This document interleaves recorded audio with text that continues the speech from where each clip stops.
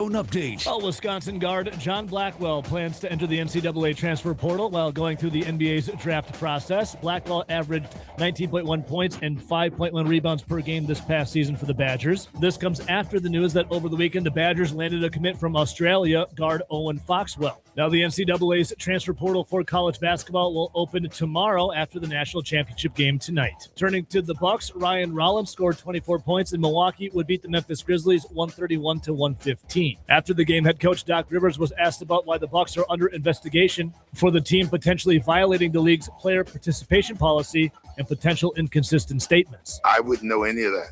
And that's the point I'm trying to make. Like, they're not going to call me about this. They know I have no decision making in this. And if they have decided or started talking to us, this is the first I've heard it. So I don't even know that.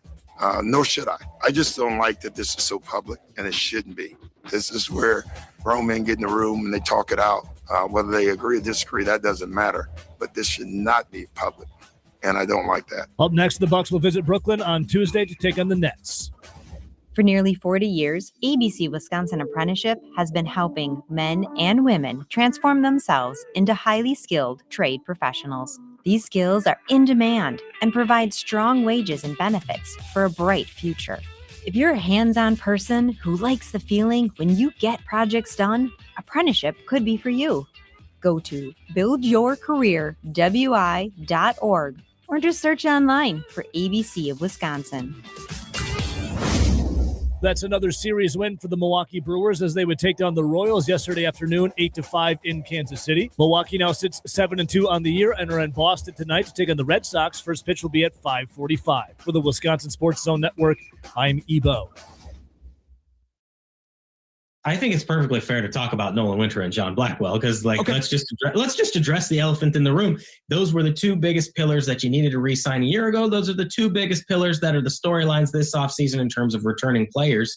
And all I can go on is the conversations that we had with them in the locker room immediately after the game. I understand asking them 20 minutes after the most crushing loss of the season isn't always fair. And also, that's the last time we're going to hear from them until they make their decision. I think it felt like Nolan Winter certainly wanted to be here for all 4 years. He's been talking about that for quite a while.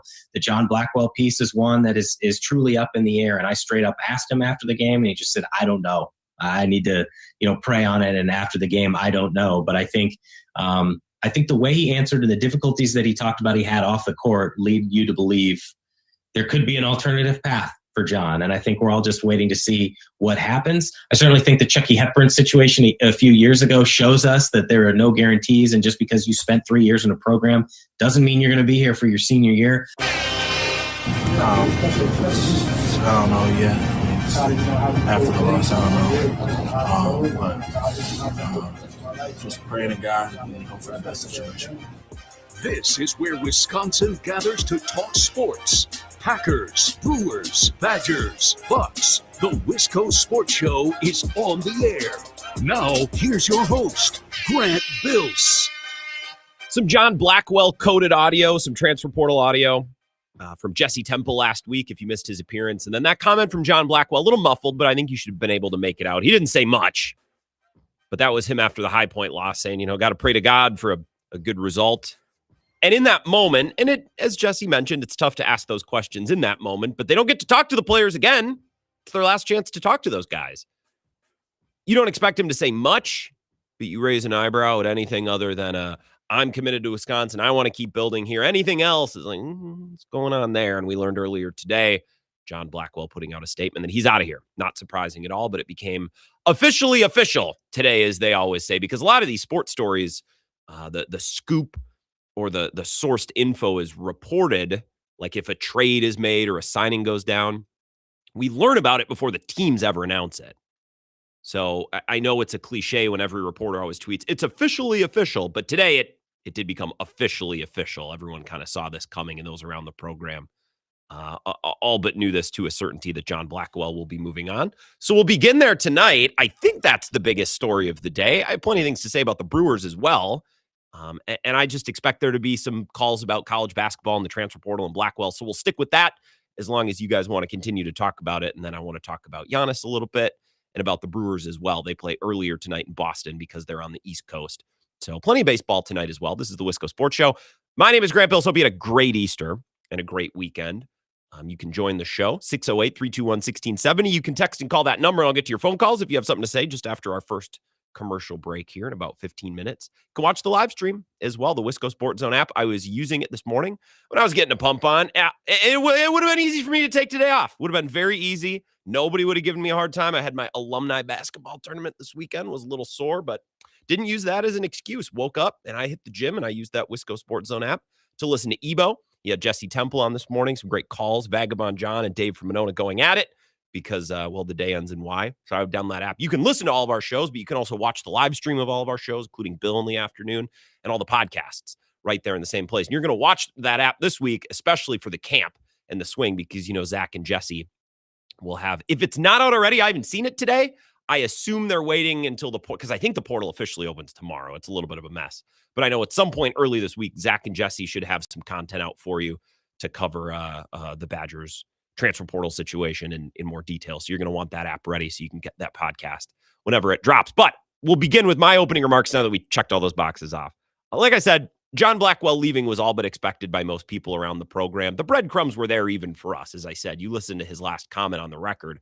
Nolan Winter, if he announces that he's transferring, I won't be blown away, but I'll be more surprised. Nolan Winter publicly has been a lot more, a lot heavier-handed, let's say, in his commitment, at least publicly, to being at Wisconsin. I want to play my whole career at Wisconsin. Now, if some team out of nowhere rolls in and offers him $10 million, like I said, I won't be shocked, but certainly less shocked at John Blackwell leaving. And I'm not close to the program. I'm not in that building, but based on what people have said. And again, you listen to his last public comments. He's like, yeah, we'll see. Which, right? Like, you start to think, okay, he's looking for offers. He's looking for more money elsewhere. Reading lots of interaction on the internet today, mostly on Twitter. I don't know what Blue Sky has had to say about it. I haven't checked. Maybe I should. But people on the internet on Twitter and comments and calls and texts to Bill's show today, people are furious. And I'm all for people being furious. I love when fans are angry, because that means that fans care and that fans are interested in what's going on, which is great for the talk show, because that means people are going to tune into shows like this and call shows like this because they're bought into this story. If no one was mad about John Blackwell leaving, that means no one would care, and that would be bad for the show. So I'm all for being upset. I'm all for being furious. But my goal, and we'll see if I can accomplish this, is to be angry and to be interested within the context of the current college basketball system. Right? Otherwise, we're kind of wasting our time. And I know this is a tough reality for many. It's a tough reality for me too, although I think with every year that passes, it gets a little bit easier to just acknowledge college sports are different now. All right? And you might think it sucks. And you might think that college sports have been tainted. You might think that college sports are ruined. Fine. That's perfectly okay. You might miss the era where players weren't paid publicly and that they stayed and developed and they couldn't transfer every year, right? You might miss that. I think all of us on some level, to varying degrees, miss that, because I don't think anybody looks at the current system of college sports and says, you know what, it's perfect. They got it right. I don't think anyone thinks that. I think a lot of people are very conflicted. Well, the players should be able to make money because, the television rights and the merchandise and the ticket sales, like they should see a little bit of that money. And players shouldn't be locked into one school for 5 or 6 years. I think most agree that they should see a little money and that they should see a little flexibility, but we're trying to find that balance. We're trying to find out, okay, well, how much should they be paid and under what system and in what guidelines should they be paid? They should have some flexibility, but too much isn't good for anybody. It can't be free agency every year. I understand nobody's happy, right? But we all acknowledge the current system in college sports. Players move around, players make money. So let's react to John Blackwell leaving in the context of players moving around and players making money. Because if we're just, anytime a Wisconsin player transfers out, if we're just going to kick and scream about how college sports sucks now and there's no loyalty and they're all getting paid way too much, like if we're just going to do that every time, this is just, college sports are just going to be miserable. And I still get a lot of enjoyment from college sports, more these days from Badger basketball than Badger football, because Badgers basketball has been better. I still get plenty. I get my jollies from college sports still. The current system where, again, players leave, players get paid, that has not ruined it for me. It's certainly made it messier as fans and as consumers of the product. We've had to adjust. It hasn't ruined it. I kind of refuse to just put my hands up and say, everything sucks now, this is bad, I'm out, because I still enjoy the sport. But if every time a player leaves, and it's going to happen a lot. It happened with Chucky Hepburn. It happened with AJ Storr. It's happening with John Blackwell. It's going to happen. I've been rewatching Mad Men. I don't know if I've mentioned this probably only 1,000 times. The account men in the show are always saying the same thing. Accounts come in, accounts go out. The day you sign an account is the day you start losing accounts. When you have good players in your building, some of them are going to leave to get paid more, to go seek a bigger opportunity. If they're blocked behind another good player, it's just the cost of doing business. It's the cost of doing business in college sports in 2026. So we can't just throw a temper tantrum anytime. We're never going to have any interesting conversations. If you just want to complain and bitch, like, fine, but it's going to get a little old. It's a 2-hour talk show. I'm not upset that John Blackwell is going somewhere to make money. He's going to make a lot of money. I'm not upset that he's leaving Wisconsin after 3 years. I think a 3-year career at a school now, that's a ripe old age for a player. 3 years in a program. That's a long time. I think 3 years is the new 5 years in college sports. If you can get a player to stay for 2, you're doing great. If you can get a player to stay for 3, I think that's a home run. Now, if you're Duke or Michigan or a team with basically an unlimited supply of money to pay players, okay, well, maybe you'd like to keep them for more than 3 years. But again, I think if Wisconsin can get a great transfer or recruit a great player and get 2 great years out of them before they go get a fat payday somewhere else, that's pretty good. If they can get 3, I think that's excellent. So I think 3 years, John Blackwell was here for 3 years. I think 3 years is the new 5. I think 2 years is the new 4. We've had similar conversations about this with the Brewers when Freddie Peralta left. And a lot of Brewers fans were disheartened. They're saying, well, are we just going to be a feeder program? Are guys just going to stay here and then eventually leave us? And my point on Freddie Peralta was he was here for like 6 or 7. He was here for 6 or 7 years. That's a long time. So if you want every player to stay on the Brewers roster indefinitely until they retire, well, then, yeah, you're not going to be happy. And it sucks losing a player that you like, but can we all agree 6 or 7 years or however long it was? I think Freddie Peralta came up in 2019. He was here through 2025. So what, 6 years? That's a great career for a Brewers player. That's a great career. That's a great career for any player on any team because players are always leaving and looking for more money, even leaving sometimes the Dodgers or the Yankees or wherever. Pete Alonso left the Mets to go get a fat payday at the Orioles. So we all need to understand players won't stay on your team forever.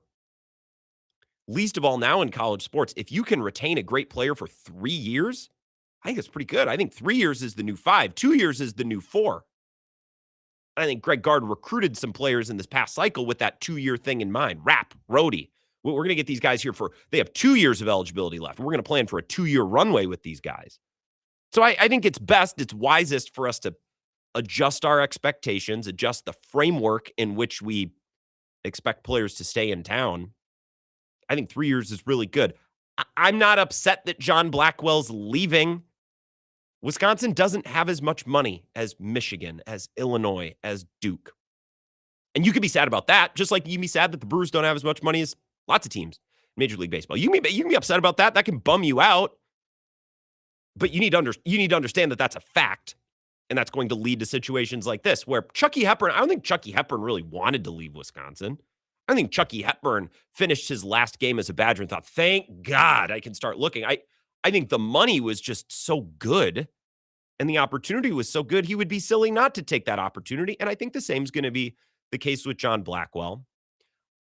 I also think in this era of college basketball, it's completely anecdotal. It's just a guess on my part. I just think the eyes of these players are wandering. Even if they're in a good spot, and even if they are making good money, and even if, as John Blackwell did, they're developing his players. He got better every year. I think players just start to get wandering eyes. They got too many people in their ear. They got too many people in their circle saying, well, what if you did this? What if you get, well, everyone's transferring. It's portal. It's all the rage. So I think when you consider John Blackwell has a great opportunity to go make a pile of money. He's already been at Wisconsin for 3 years, which is a long time in the current college basketball climate. And I just think the default in today's college basketball is you're going to leave. I think it's the default. I think players are just more likely to leave, even if they're just going to leave. I think a lot of players look to leave. Least of all, if they're probably going to double their earnings. I think John Blackwell, I've heard 5 to 7. If he only makes $5 million, I would be surprised. I feel like it'll be more than that. I just hope he doesn't go to a Big Ten school. That would kind of suck. I'd weirdly prefer him to go to Duke. I don't want to see him in Big Ten play. I don't have anything against him for leaving for more money. 3 years is a nice career. I'm very pleased with Greg Gard keeping him here and Wisconsin Athletics for keeping him for 3 years. I think 3 years is the new 5, 2 years is the new 4. I think that's how we should talk about college basketball. I don't begrudge John Blackwell, and I won't drag him for leaving in this portal cycle at all. I will drag him for not winning more in the tournament because they should have won more in the tournament. If you want to criticize John Blackwell, criticize him for that. Criticize him for having more turnovers than points in the second half against High Point. You can criticize him for that. You can be unhappy with John Blackwell and the coaching staff and the team as a whole. When you have a good player like that for 3 years, you'd like to make one Sweet 16. So you can be unhappy about that. But I'm not unhappy that he's leaving. I actually think they'll probably be better served with however many millions they would have been able to pay John Blackwell going to other players. Honestly, I tweeted the picture from Moneyball where Jonah Hill's talking with Brad Pitt in the parking garage where he's like, I think it's a good thing that you're getting Damon off your payroll. I think it opens up all sorts of interesting opportunities. Now, I'd love to keep John Blackwell, but Wisconsin's budget is what it is. I don't know exactly what it was last year. I have a little bit of a ballpark in mind. It's going to have to grow. Every team's budget is going to have to grow because price always goes up in all of these leagues. These things don't stay static. So Wisconsin's going to have to continue to beef up their game. But let's say Wisconsin, you're just throwing numbers out there. Let's say John Blackwell is going to make $6 million next year. I don't know what Wisconsin's number could have been. Let's say it's 3. Wisconsin could have paid John Blackwell 3, and that's as high as they were willing to go. Blackwell's going to go somewhere and get 6. That would be my guess. Honestly, I kind of think that's what he'll get. Now Wisconsin has $3 million to play with. And as we talked about with Jesse Temple last Wednesday, does that go to 1 player? Could you go get 2? Now you can go pick through the and this is another thing that I want to point out to Badgers fans who are like, well, John Blackwell's just chasing a bag in his final year. Okay, what do you think Nick Boyd was doing? You think Nick Boyd came here to play on a salary of UW bookstore coupons? Like I have a hard time. And look, I don't care about the principle of it all. I don't care about the ethics of it all. College basketball and college sports have very few ethics. And I understand when it's my team, it's okay. When it's another team, it's not okay. That's how sports fandom works. It's tribalism. But let's be honest here. I struggle a little bit slamming John Blackwell when he's going to get a fat payday in what might be his final year of college basketball, after I just enjoyed John Tonje, who got a nice payday and came here to play basketball. After I really just enjoyed Nick Boyd, who came here to play it. But those guys came to Wisconsin. They weren't outgoing. So I understand that that's my team. It's okay when my team does it. It's not okay when another team does it. I understand that, sports aren't always rational. I'm all for being upset that John Blackwell is leaving. If you want to call in and bitch, please. I'm kind of hoping we get a lot of that tonight. But let's just understand that in college basketball now, players move around, players make money. So it's a little futile. It is a worthless exercise, in my opinion, to get mad at John Blackwell and to hearken back to the days of 2015 when guys stayed here for 5 years and developed. Because I'd argue 3 years is the new 5, 2 years is the near 4 or the new 4. So again, I'm not mad at John Blackwell for leaving. I'm mad that they didn't win more tournament games under his play the last 3 years. That's my frustration. Go make $6 million because Wisconsin's not going to pay that. And we could find a way to complain that Wisconsin should have more money. It's the same conversation with football. I think the school was flat-footed when this whole thing started, but whatever. A lot of angles from which we can attack this, and I want to do that next. I'll go right to your phone calls after this break at 608-321-1670.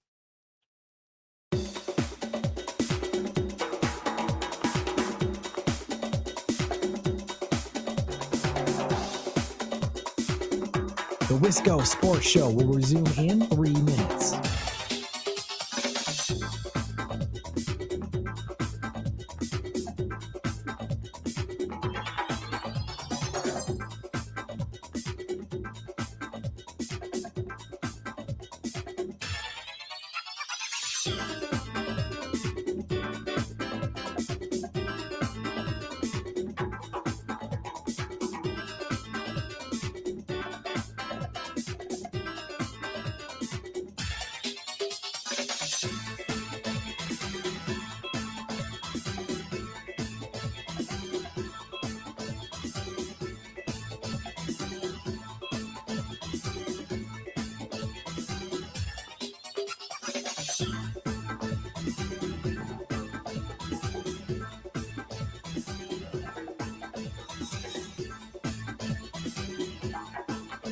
The Wisco Sports Show will resume in 2 minutes.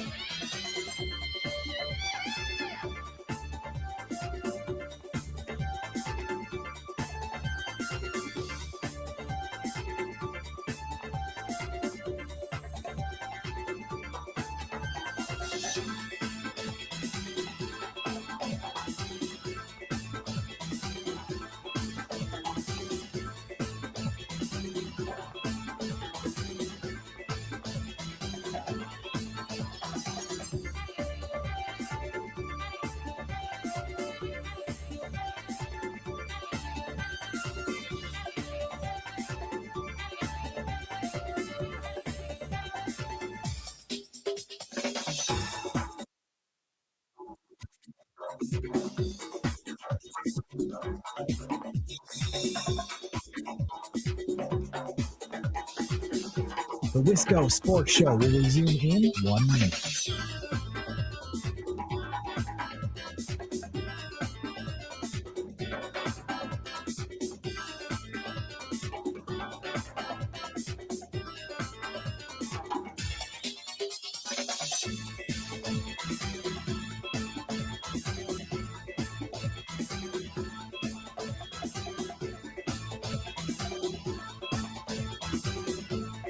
The Wisco Sports Show will resume in 30 seconds.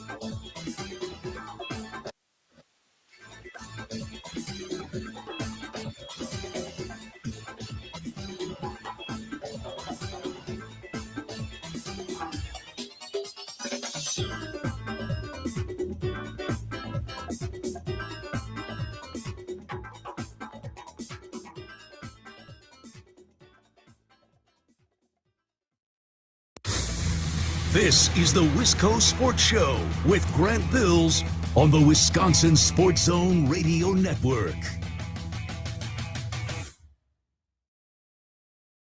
But obviously, all those conversations are happening internally, and the staff has to make these decisions. You build based on who you have, and if you know you're not going to have somebody, then who do you need to go get? And then there's also a calculus in the financial resources, because let's be real about that too. That's what roster building involves heavily right now. So if someone's going to command X number of $1 million, do you strategize and say we want to replace that with the same value? Do you say we want to get 2 guys for that value, and then we've got a better overall roster? These are all conversations that the staff has to have right now. It's a little bit more from Jesse Temple. That's from last week. But Jesse knew what was coming. I think a lot of Badgers fans who follow this thing closely knew what was coming. John Blackwell was probably out of here. So now they got some money. They got to rebuild this roster, figure out what's next. Greg Gard's been very good at that the last couple of years. How do you allocate that money? Which is not as great a war chest as Michigan, Illinois, Duke. I don't know about UNC, but those are the 3 schools I keep coming back to. Like, Wisconsin doesn't have it like that. They could pay John Blackwell a couple million, and they did the last 3 years. So Badgers fans, I'll kind of say the same thing about Blackwell if you missed the opening segment that I said about Freddie Peralta. Yeah, it sucks he's leaving. He was here for 3 years. It's a good run. I think 3 years is the new 5. 2 years is the new 4. The context of college basketball, how long these players stay, and how long you should be trying to keep them with a certain budget, it's changed completely. 608-321-1670. Right to your phone calls on the departure of John Blackwell. Wisco Sports Show. Who's that? Grant Bills, how we living? Vagabond John, I enjoyed your phone call to Over the Line this morning. Oh, I can't even remember. It was so long ago. What a day it's been. Oh, yeah, broke the news. I think that was like 3 minutes after I saw the first tweet on it. Figured Ebo was clueless talking to Eric and I-90 about some trees that they saw on the highway or something. So I figured we could bring it back to sports for a minute. But, Grant, I can't believe how much my perception of John Blackwell is shaped by the last 5 minutes of gameplay we saw in Wisconsin Badgers uniforms. Yeah. This, and you correct me if I'm wrong, right? This feels like almost like a micro example of like how Vikings fans viewed their quarterback situation with Dan Darnold. Oh, Vikings fans like, with I know Darnold. that was, Yep. Yeah, right. So like awesome player the whole year, great. At the very end, oh my God, what has he done in that playoff game where he threw all the interceptions? That's kind of the first example I thought of when, John Blackwell absolutely pooped down his leg. Now he did the same thing against GMU. At that point, he was a freshman though, but these kids come out of high school playing all these AAU ball. We could hear from Tony in Texas. These elite AAU coaches are preparing these guys to understand to take care of the ball, right? I'm not like the freshmen in college hoops get way too much. Oh, well, he's just a freshman. This isn't football. These guys are playing borderline pro ball at the AAU.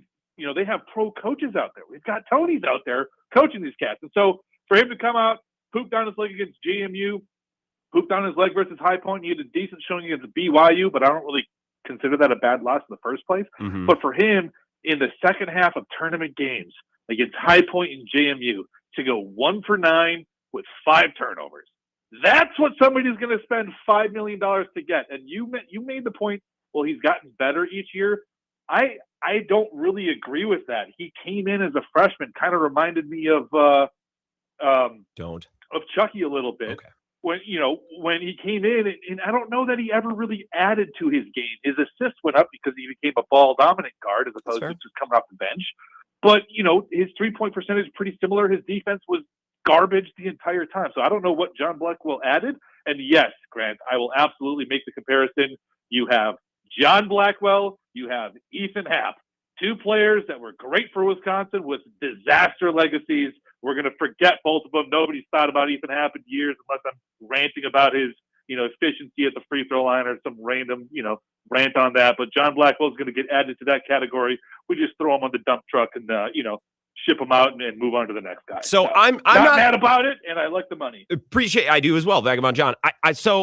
I appreciate where you're coming from. I won't go that far. Like, I don't think this taints his, legacy. I don't think I think that differently of John Blackwell because of how he played in the second half of the High Point loss. I'm not against overreacting strongly. I'm not against reacting strongly to one play. I've been bitching about Jaden Reed for the last 2 months because he dropped 1 ball against the Bears. So I get it. I also think this might be a small silver lining. I find it to be a silver lining in this era of player mobility in college sports, where if they play crappy in a tournament game, all right, you get to move on. We get to move on. It's like with the Brewers. Oh, Corbin Burns can't hold the lead against the Diamondbacks. Well, good riddance for trading you anyways. It's a good colonic for fans. Let's just flush it out. Colonic for player, colonic for fans. Same with Devin Williams. It's like, well, okay, good. Now it makes this whole process a lot easier. You stink up the joint in your last game. Now you can transfer. We both part ways. Both parties get a nice flush. That's a silver lining in all this. I won't throw him on the heap like you said. But again, I don't think his legacy was ruined because I don't know that it was that strong in the first place. He was a nice, solid 3-year player. They never made a Sweet 16. So I don't know what legacy is being damaged. I think his legacy was fine player without any signature playoff moments. Some nice regular season moments. Like the shot against Minnesota was good. And I certainly liked watching him, but what legacy? They didn't make a Sweet 16. 608-321-1670. Wisco Sports Show. Who's this? Hey, Grant, it's Corey out of Marshall. How you doing? Hey, Corey. What's going on? Not too much. I just wanted to give my feedback real quick, and I kind of in the same thought process as you are here with Blackwell leaving. To borrow another term from the parlance of like the marketing and sales world, this is the churn that you get. Yeah. The churn of accounts. And Gar will go out. He'll recruit a few more guys that can bomb threes. Hopefully they can play some defense because that's what they're missing. And they'll pay him some money, and life will go on. And they'll start out, and they'll probably have a really strong season. We'll see what they can do in the tournament. So, yeah, I agree. This is kind of like the lay of the landscape right now, and he may not like it. But continuing to live in the past, as Tony Soprano would say, remember when it was the most boring form of conversation. So it's a tough nut to swallow, as they'd also say. But one thing I keep in mind, too, for UW fans just in general is that this isn't like a personal slight. And I think I don't know if that's unique to Wisconsin or if it's seen in other parts of the country, but like, I think a lot of people overreact in this state because they see it as like a personal front that they want to leave. But think of Michael Corleone. This is nothing personal. It's just business. And that's how I look at it now too. Yeah. So on the other side, we as fans then can like not have to worry about these coaches calling guys kids. These kids, can't criticize the kids because they're getting paid like semi-professional athletes. So I take solace in that. Like, there's no more guardrails on saying, hey, so-and-so is not really living up to it, yada, yada, yada, or like saying that's not fair to say this about this guy. Like, no, now it's kind of like, okay, these are professional athletes. It's no more saying all their 18, 19-year-old kids, and anything is off limits. One last note I'll make, Grant, and I'll let you get going. What's interesting to me is that, like, it's set up a little differently, and I'm going to say the word hockey because these guys go play like juniors for a few years and then they're like set up already kind of to be because they're drafted and they're in their 20s.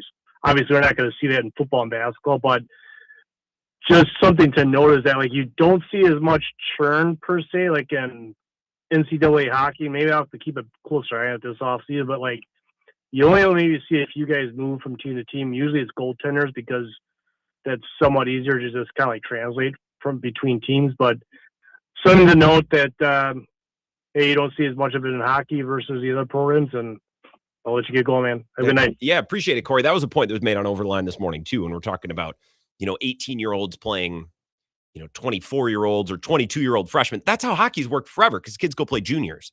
So I know it's a different sport, and I don't know why hockey works that way and other sports do. Hockey people could probably lecture me, well, it's more of a physical game and guys need to mature. Maybe, okay, sure. I don't know how that adds to the conversation now. It's just an interesting anecdote, Corey, that was mentioned this morning. Like, yeah, the age gap, but a lot of these things that we're complaining about in terms of older freshmen, very normal in hockey. Yeah, I would agree with all that, Corey. That's just a good call. Let's keep moving. 608-321-1670. Taking calls on the departure of John Blackwell. Wisco Sports Show. Who's this? Hey, Grant, Clemhead Mike. Hey, Clemhead, what's going on? Well, not much. How was your Easter? Very nice. Got to see both grandmas, 2 aunts, mom and dad. Got to have ham. So yeah, it was great. No, great. It's funny. I'll be 69 years old soon, but I had a grandma until I was 58 years old, which is really weird. But nice they had kids young in those days. But well, Vagabond John stole all my thunder because I was going to say Blackwell, he kind of like Christian Yelich, he does great during the regular season, and then when you need him the most in the playoffs, he does poop down his leg, and so I don't need to add to what Vagabond John said. But speaking of Brewers, I'm sorry I had to leave it in a little bit, so I got to squeeze my Brewers comment in. Yeah. Remember last week you and I talked about? I said Sal Frelick is trying so hard to go for the fences. He's swinging, he's over torquing his back. Well, what happened to him? Yeah. What? That's just exactly what I said was going to happen to him. He strained his back because he's just trying to for the fences. And like you said, he's not the kind of guy that's a natural home run hitter. He gets some because he's a big, strong ball player, but that's not his game. And he hurt himself by over swinging. And I wouldn't have brought this up except I can't stick around. And I wanted to call you later when we got off the college sports thing, but so. I don't know if it's my fault, if I jinxed it might him, be. Or yeah. Well, no, we can circle back to that. I think you make a good point. Appreciate it, Clem. Have had a good night. I just want to grab 2 more people before this break. Thanks. Yeah, have a good one. And Frelick also plays violently in the outfield. Like he's crashing into walls. He's just he plays the game. He's a very good baseball player, very skilled baseball player. I would not call him smooth, and I don't even mean that in a bad way. He's a really impressive outfielder. He's a good contact hitter who can really be additive in an offense when he doesn't have to be the top slugger and producer there. But I wouldn't call him smooth. He's a very jerky, Yankee, crashy type of fielder and hitter. All right. Wisco Sports Show. Who's this? We'll do 2 more. Hey, Grant. Happy Easter. Happy Easter, Cone. He has risen. Absolutely. Why don't you boost the visual was beautiful. It was. I'm sure the vigil was. Why don't you and your booster folks, why can't you cut up a couple more 100,000 or million to keep John Blackwell? What are you hearing in booster circles about this? Yeah, I was actually just getting off a conference call with Chris and the rest of the team. And it sounds like a lot of the budget actually went towards, Kleenex in the locker room for Nolan Winter and John Blackwell. So moving forward in next year, getting rid of Blackwell, we're able to cut that expense in about half. Should be able to add another Andrew Rohde type. Yeah, another weak defending 3-point shooting guy. Yeah, Nolan Winter is going to lose his crying buddy. It's a tough year for John Blackwell. Personally, a very tough year. Yeah, I'm hoping maybe Jesse or Zach or somebody can get some more information on that now that Blackwell's off the team. Don't have anybody to protect anymore. I know Patrick Herb can get kind of involved in that. So, maybe Patrick Herb will release the statewide censorship that he imposes on the media in the state. The Blackwell files, what exactly was going on this last year. I mean, look, he had a tremendous season. I don't really have, look, 3 years ago or 2 years ago when Hepburn left, I was losing my mind. And now I've been beaten into submission. Guys leave. a 3-year career with a great player that you recruited. You won a lot of games. Would have liked to win more in the tournament, but that's unrelated to the fact that he's leaving now. I think 3 years is a good run with the player you recruited and were able to retain. Yeah, absolutely. And I think Vagabond John might be overreacting a little bit about, not thinking about John Blackwell down the line. I mean, I still think about Ethan Happ. I know a lot of the people out there do. Just an absolute robot in the paint, just a beast, clinical. But yeah, Blackwell was, I would say, obviously not a Mount Rushmore Badger, but very good Badger. He's somewhere behind in the Black Hills. He's somewhere in the national park. That's an excellent analogy. Yeah. Damn it. I think I would agree with that. I got to get one more phone call, Kona. I appreciate it. Yeah, no problem. Have a good one. Have a good one. Slashing the Kleenex budget. One more time on the way we're going to view Blackwell moving forward. I'm sorry, I got to take a break here. I got to get it in. There's 2V on hold. I promise I'll get to you right on the other side if you can wait. One more time on the legacy. I don't think he's tainted his legacy because I don't think his legacy was that rich. He was a very good Badger. They won a lot of games, some signature games even with some nice shots. That buzzer beater against Minnesota. I don't know what their highest finish was in the Big Ten the last 3 years in the regular season. They didn't hang any regular season conference banners, never won a Big Ten tournament, never made a Sweet 16. So in order for him to completely tank his legacy, there would have had to. He's just a fine player, and we'll talk about him. We'll think about him. But again, on this show, we talk and we think about everybody. We still mention Nate Reavers and Douye Duke. In a couple minutes, we'll be right back to your phone calls on John Blackwell and the state of college basketball in Wisconsin. This is the Wisco Sports Show with Grant Bills on the Wisconsin Sports Zone Radio Network.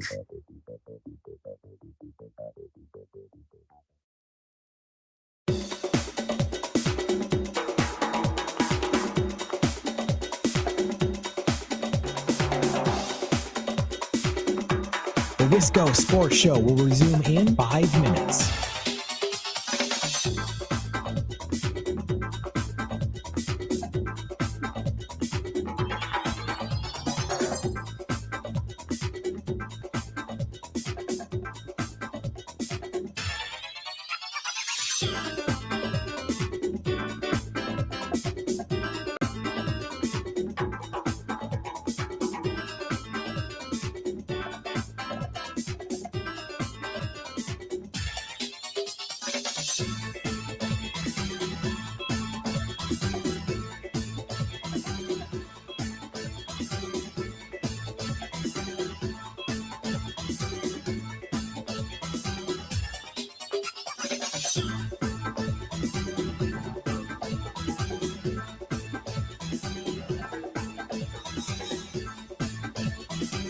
The Wisco Sports Show will resume in 4 minutes.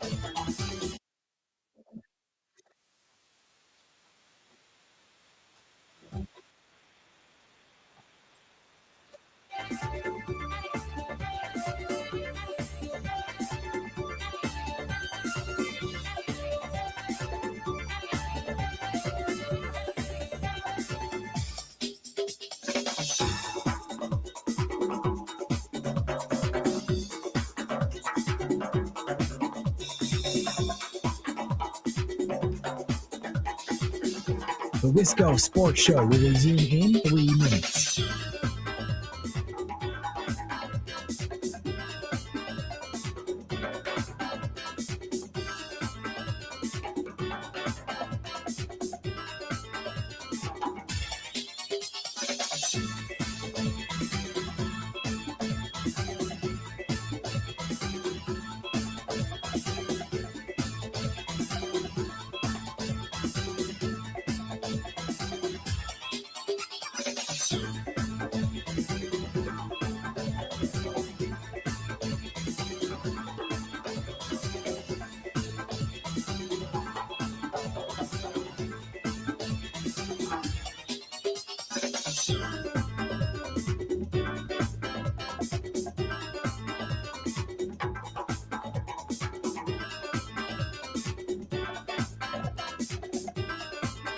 The Wisco Sports Show will resume in 2 minutes.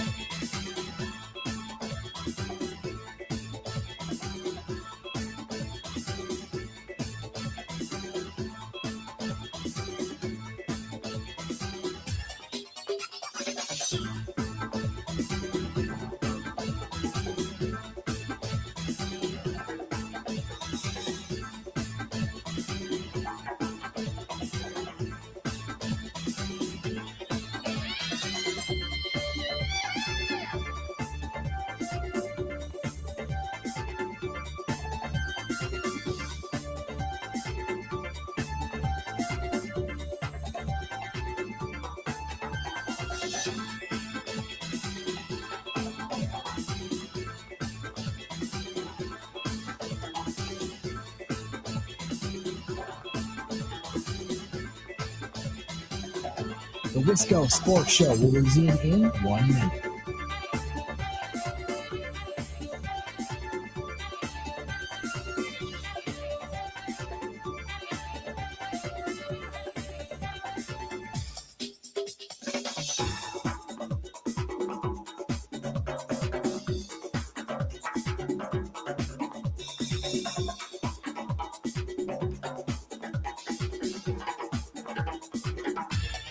The Wisco Sports Show will resume in 30 seconds.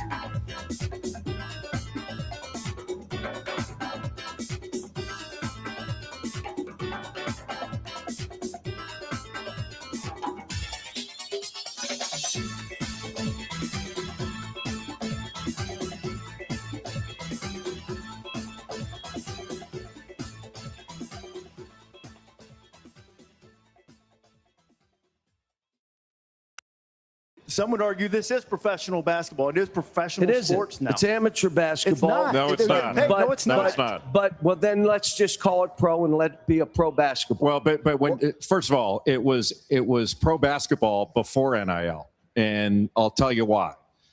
Amateur sports don't make billions of dollars and pay their coaches and administrators millions. There's nothing about this that has ever been amateur once the money jumped up. And it started in 1984 with the U.S. Supreme Court ruling that allowed the conferences to sell their media rights. There is no difference between the media rights contracts with the NCAA from a media company like ours and the NFL, the NBA, Major League Baseball. Zero difference. And right now, when we're talking about this, we're kind of taking an old school mentality of, hey, it used to be a certain way, and that's fine. But if we want players to stay, then sign them to long-term contracts and put buyouts in them. But the NCAA doesn't want to do that because they don't want them to be employees. They want to beg Congress for an antitrust exemption, and they're not going to get it. What other multi-billion-dollar industry is getting an antitrust exemption from Congress? Trying to talk about college basketball, man. Thanks, Jay Billis. Jay Billis is a good analyst and he's smart. He just always has to be that guy. Like the guy that no one wants to hang out with because you're just trying to have a conversation. They got to be like, whoa, actually, here's the... Oh, God. Reminds me of this professor I had in college. Good professor. I always remember this one moment we had to introduce ourselves in front of the class. You know, you had to say, give us your name, your program, and, you know, some of your interests. What makes you, you? Should be a layup. Like there shouldn't be, it shouldn't be possible to do this wrong. I'll never forget this class. It was a big class, junior year. And it came to me and I'm like, hey, my name's Grant. I hate doing this. I'm like, hey, my name's Grant. You know, and I think I said something along the lines, I can't remember exactly what I said, but it was something along the lines of, I like sports. I like being outside. I like to go fishing. I like the same thing that, you know, a lot of dudes my age do. That's what I said. And the professor was like, well, let's say folks, because he didn't like that I said dudes. And I'm like, okay, so you're not fun to be around. I didn't say a slur. I said dudes because I'm uncomfortable because you're making me talk in front of the class about what? It's not unique. Oh, I like sports. I like to fish. I'm coming across as a douchebag. And you make me sound even worse. And you're like, okay, let's not say dudes. Let's say folks. It's like, sorry if I misgendered anyone in the classroom. I'm not trying to be insensitive. I'm just trying to not sound like an a-hole. This professor was like, well, actually, and that's Jay Billis. It's not him. He's a great analyst. He's good at talking on television. It's just, why do you always have to be that guy? All right, again, back to John Blackwell. I just play that because I got a little sound from ESPN about the state of the game on game day It might have been on Saturday. I cut the sound this morning, but it was sometime over the weekend. Calipari, Greenberg, Billis, Jay Williams, who's equally as whiny and annoying. Again, good analysts. It's just, why do you always have to be that guy? All right, back to your phone call, 608-321-1670. Wisco Sports Show. Who says? Well, things ain't always what they seem. So wake up, Grant. It's Mad Max in the tunnels of foreseen. How are you today, Max? Happy Easter, belated. Yeah, happy Easter to you too. And honestly, the main reason I wanted to call in is because I tried to call an Ebo's show this morning, but the Bluetooth in my car was acting really weird. Like I was calling in and I didn't think I was getting through because I couldn't hear anything. Sure. But then Ebo started calling. Ebo called out on the show, whoever was doing that, whoever kept calling in and hanging up. And I didn't mean to do it, but now I get in my car after work and my Bluetooth is perfectly fine. So I'm starting to think the cabal was just trying to censor me this morning because they knew I kind of had a wild story to tell. Well, the cabal has wised up to Over the Line because Sasquatch Mike has flagged their attention. I think we're still under the radar from 4 to 6, so you'd probably be good. Yeah, and I'm going to try to call back later this week and tell the story. It's probably not appropriate for this show, but yeah, I just wanted to call in and wish you a happy Easter. And I had a pretty good weekend with family too, and I met my nephew for the first time, my newborn nephew, and got to hold him, so that was great. Congratulations! And yeah, thanks. And then just with John Blackwell, I don't have a whole lot to say that hasn't already been said, but it just bothers me when a guy enters the transfer portal and then you got beat writers and certain fans that are just like, oh, once a Badger, always a Badger. Oh, we wish you the best. Thank you for all you did. It's just like, I can't get on board with that. It's just because like I understand on a certain level the business decision that you made. It's just fine, go do that, but like don't expect to be welcomed back as like a hero or as like, or as a Badger legend. Because I mean, he was a decent player, but he didn't stick it out through the whole time. He's never going to be remembered like the guys that stuck it out for 4 years and just like really accomplished things. So I think Mad Max, I appreciate it. Hey, when you call Ebo's show and tell that story, can you let me know? Because I want to, if I'm not listening live, I need to go back and hear this. So are you going to do that tomorrow? Absolutely. I'm going to try. I might not get to do it tomorrow, but if not tomorrow, it'll be Thursday or Friday. I know he's off Wednesday. All right. Excellent. All right. Well, I'll listen for that. Appreciate it. Again, happy belated Easter. Yeah, thanks. You too, Grant. Yeah, have a good one, Mad Max. So on this legacy, right, how will be remembered? I've heard this a lot. You're not going to be remembered like some other Badgers because you weren't here for 4 years. I'd argue that you can come to Wisconsin now, and if, let's say that John Blackwell, I'll raise the stakes even more to better make my point. Let's say John Blackwell was only here for 2 years. Let's say he left after last year. But in his second year, he took the team to a Final Four or even an Elite Eight. We would remember that on a level higher than any Badger not named Frank, Sam, Koenig. Johnny Davis is an interesting case. But my point is, if John Blackwell last year, or certainly this year in his third year, 3 years is a lot, if he had taken the team on a run, big memorable wins, if they had knocked off Arizona in the Sweet 16 to advance to the Elite Eight or, something like that, I'd argue then he transfers. That's a legacy. That's a thing. You don't have to be at college for 4 years. You don't have to be at the same spot your whole career to be remembered like that. I don't think John Blackwell's legacy, quote unquote, is weak because he left after his third year. I think it's weak because they never did anything of substance in the tournament. If John Tonje last year had taken them on a run, we wouldn't have come out of that season saying, well, yeah, but no one will remember it because he's only here a year. No, you wouldn't remember that.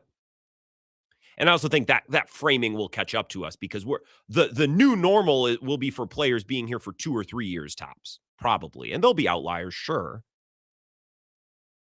But you don't need to be at a spot for 4 years to create a legacy. John Blackwell's legacy is not limited because he's leaving now. It's limited because they never made it out of the first weekend in the tournament. And they lost in the first round in 2 of his 3 years.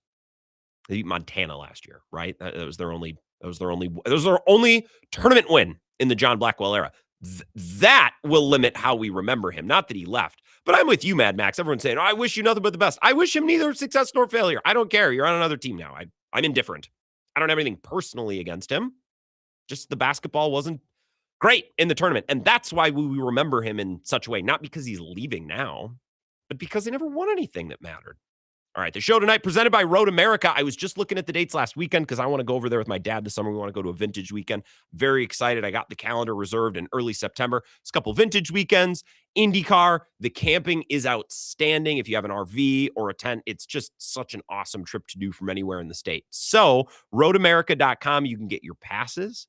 Heck, if you want to get a season pass and racing is your thing, of course you can do that. But if you're in Eau Claire, La Crosse, or even Madison, so it's not a long drive, but it's a thing you do on a weekend, like a Brewer game, right? Identify this time of year. All right, this is what we want to go hit. Block it off on the calendar. Get your passes now, and explore the rest of the schedule. Maybe this year you want to go up and see something that you haven't seen before. RoadAmerica.com. They're America's national park of speed.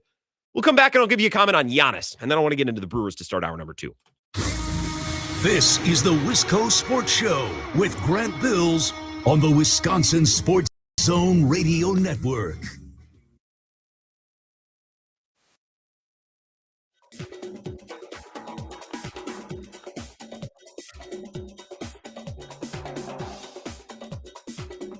The Wisco Sports Show will resume in 3 minutes.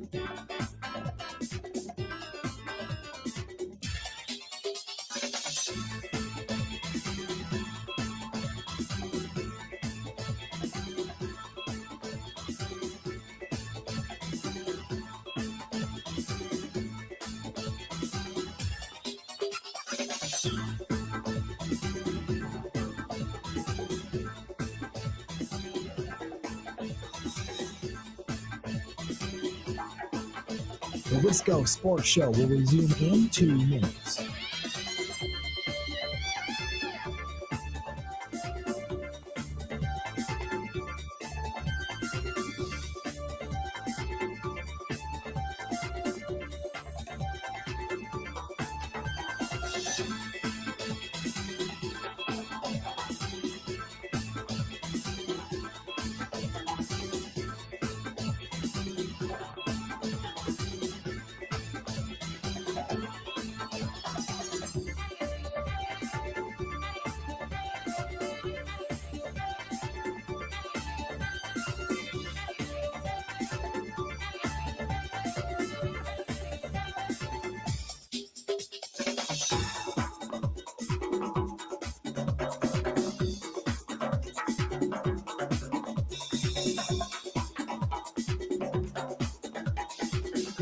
The Wisco Sports Show will resume in 1 minute.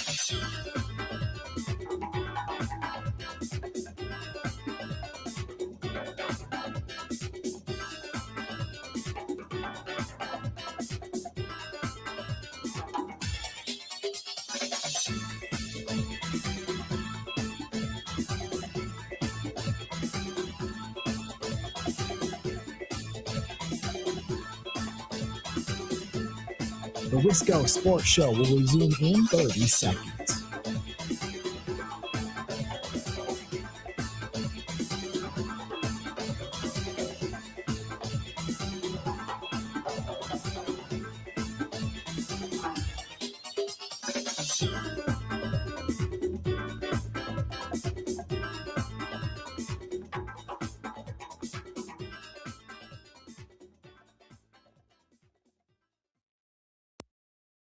Well, that's the one major difference then, right? Like that's the difference between being an NBA or NHL. There are rules and regulations. Also, there's a CBA. The players have a voice. The coaches have a voice. We don't have any of those guidelines. Because they don't want it. Exactly. The NCAA does not want it. And like when it drives me crazy when people say, well, we used to talk about education. What's stopping you from talking about education?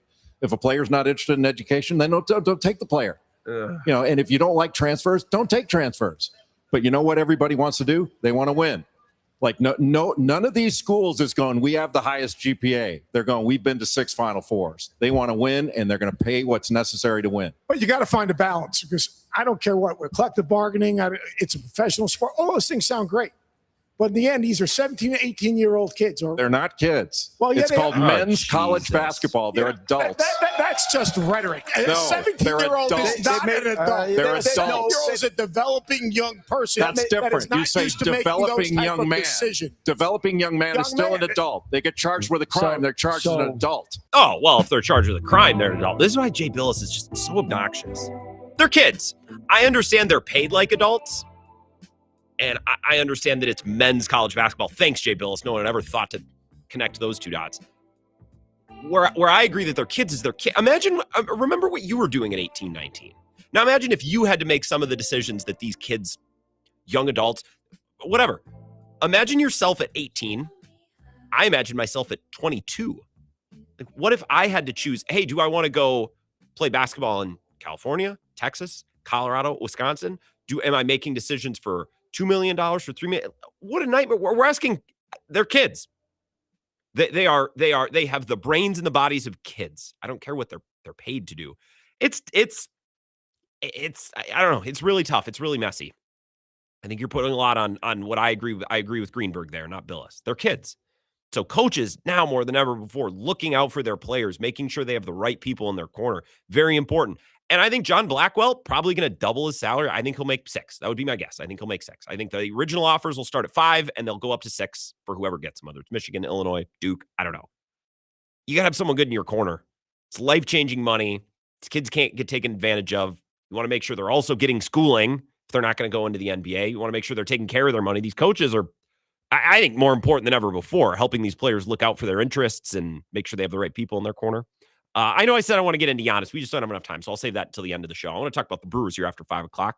I'll continue to take your calls on John Blackwell college basketball as well. Wisco Sports Show. Who's this?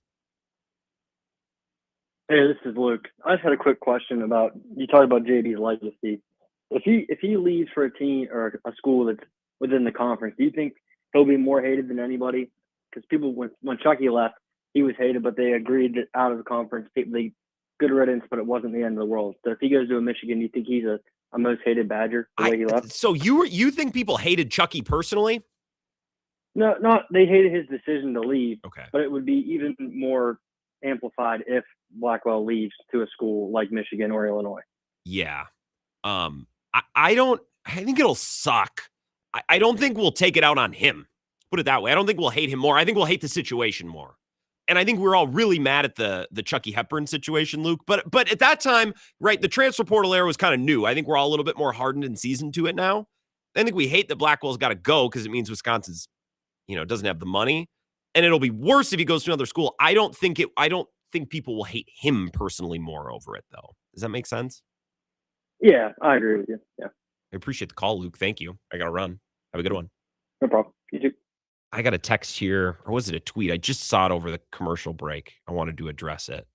Gail Bedecker at Thunderchode on Twitter. Actually, it's a funny account. Said, I would argue that the outliers that stay will be remembered as the legends. I don't think someone that transfers out of the program has a chance at legend status. See, I disagree. If John Blackwell takes the team to a Final Four last year and then transfers out after only 2 years, I think he's a legend. Yeah. I think there'll be plenty of players that stay for 4 years. And if they never win in the tournament, not only will we not have those tournament successes, we'll get sick of them. Like if the Badgers lose in the first round next year, I'm not going to want to see Nolan Winter's face again. You know what I mean? And of course, circumstances could vary. Maybe they're not as good next year. The expectations aren't as high, whatever. But I think players that are around for 4 or 5 years to no success, I think we start to get sick of them. So we don't have to agree. I'm just telling you my point of view. I think players that become legends are players that take a team on a run in the tournament. And that doesn't mean they need to stay for 4 years. If John Blackwell plays here for 2 years but leads a Final Four run, I think he's a legend. Even if he goes and plays somewhere else, because that's just kind of the reality of college basketball. And I think as we move forward, it's already happening, but I think especially as we move forward, we're just going to get more numb to that fact. This is going to be part of the way that we evaluate and watch the sport and feel about our teams. I want to get into the Milwaukee Brewers. They're getting ready to start up in Boston. Good weekend. I want to talk about Garrett Mitchell next.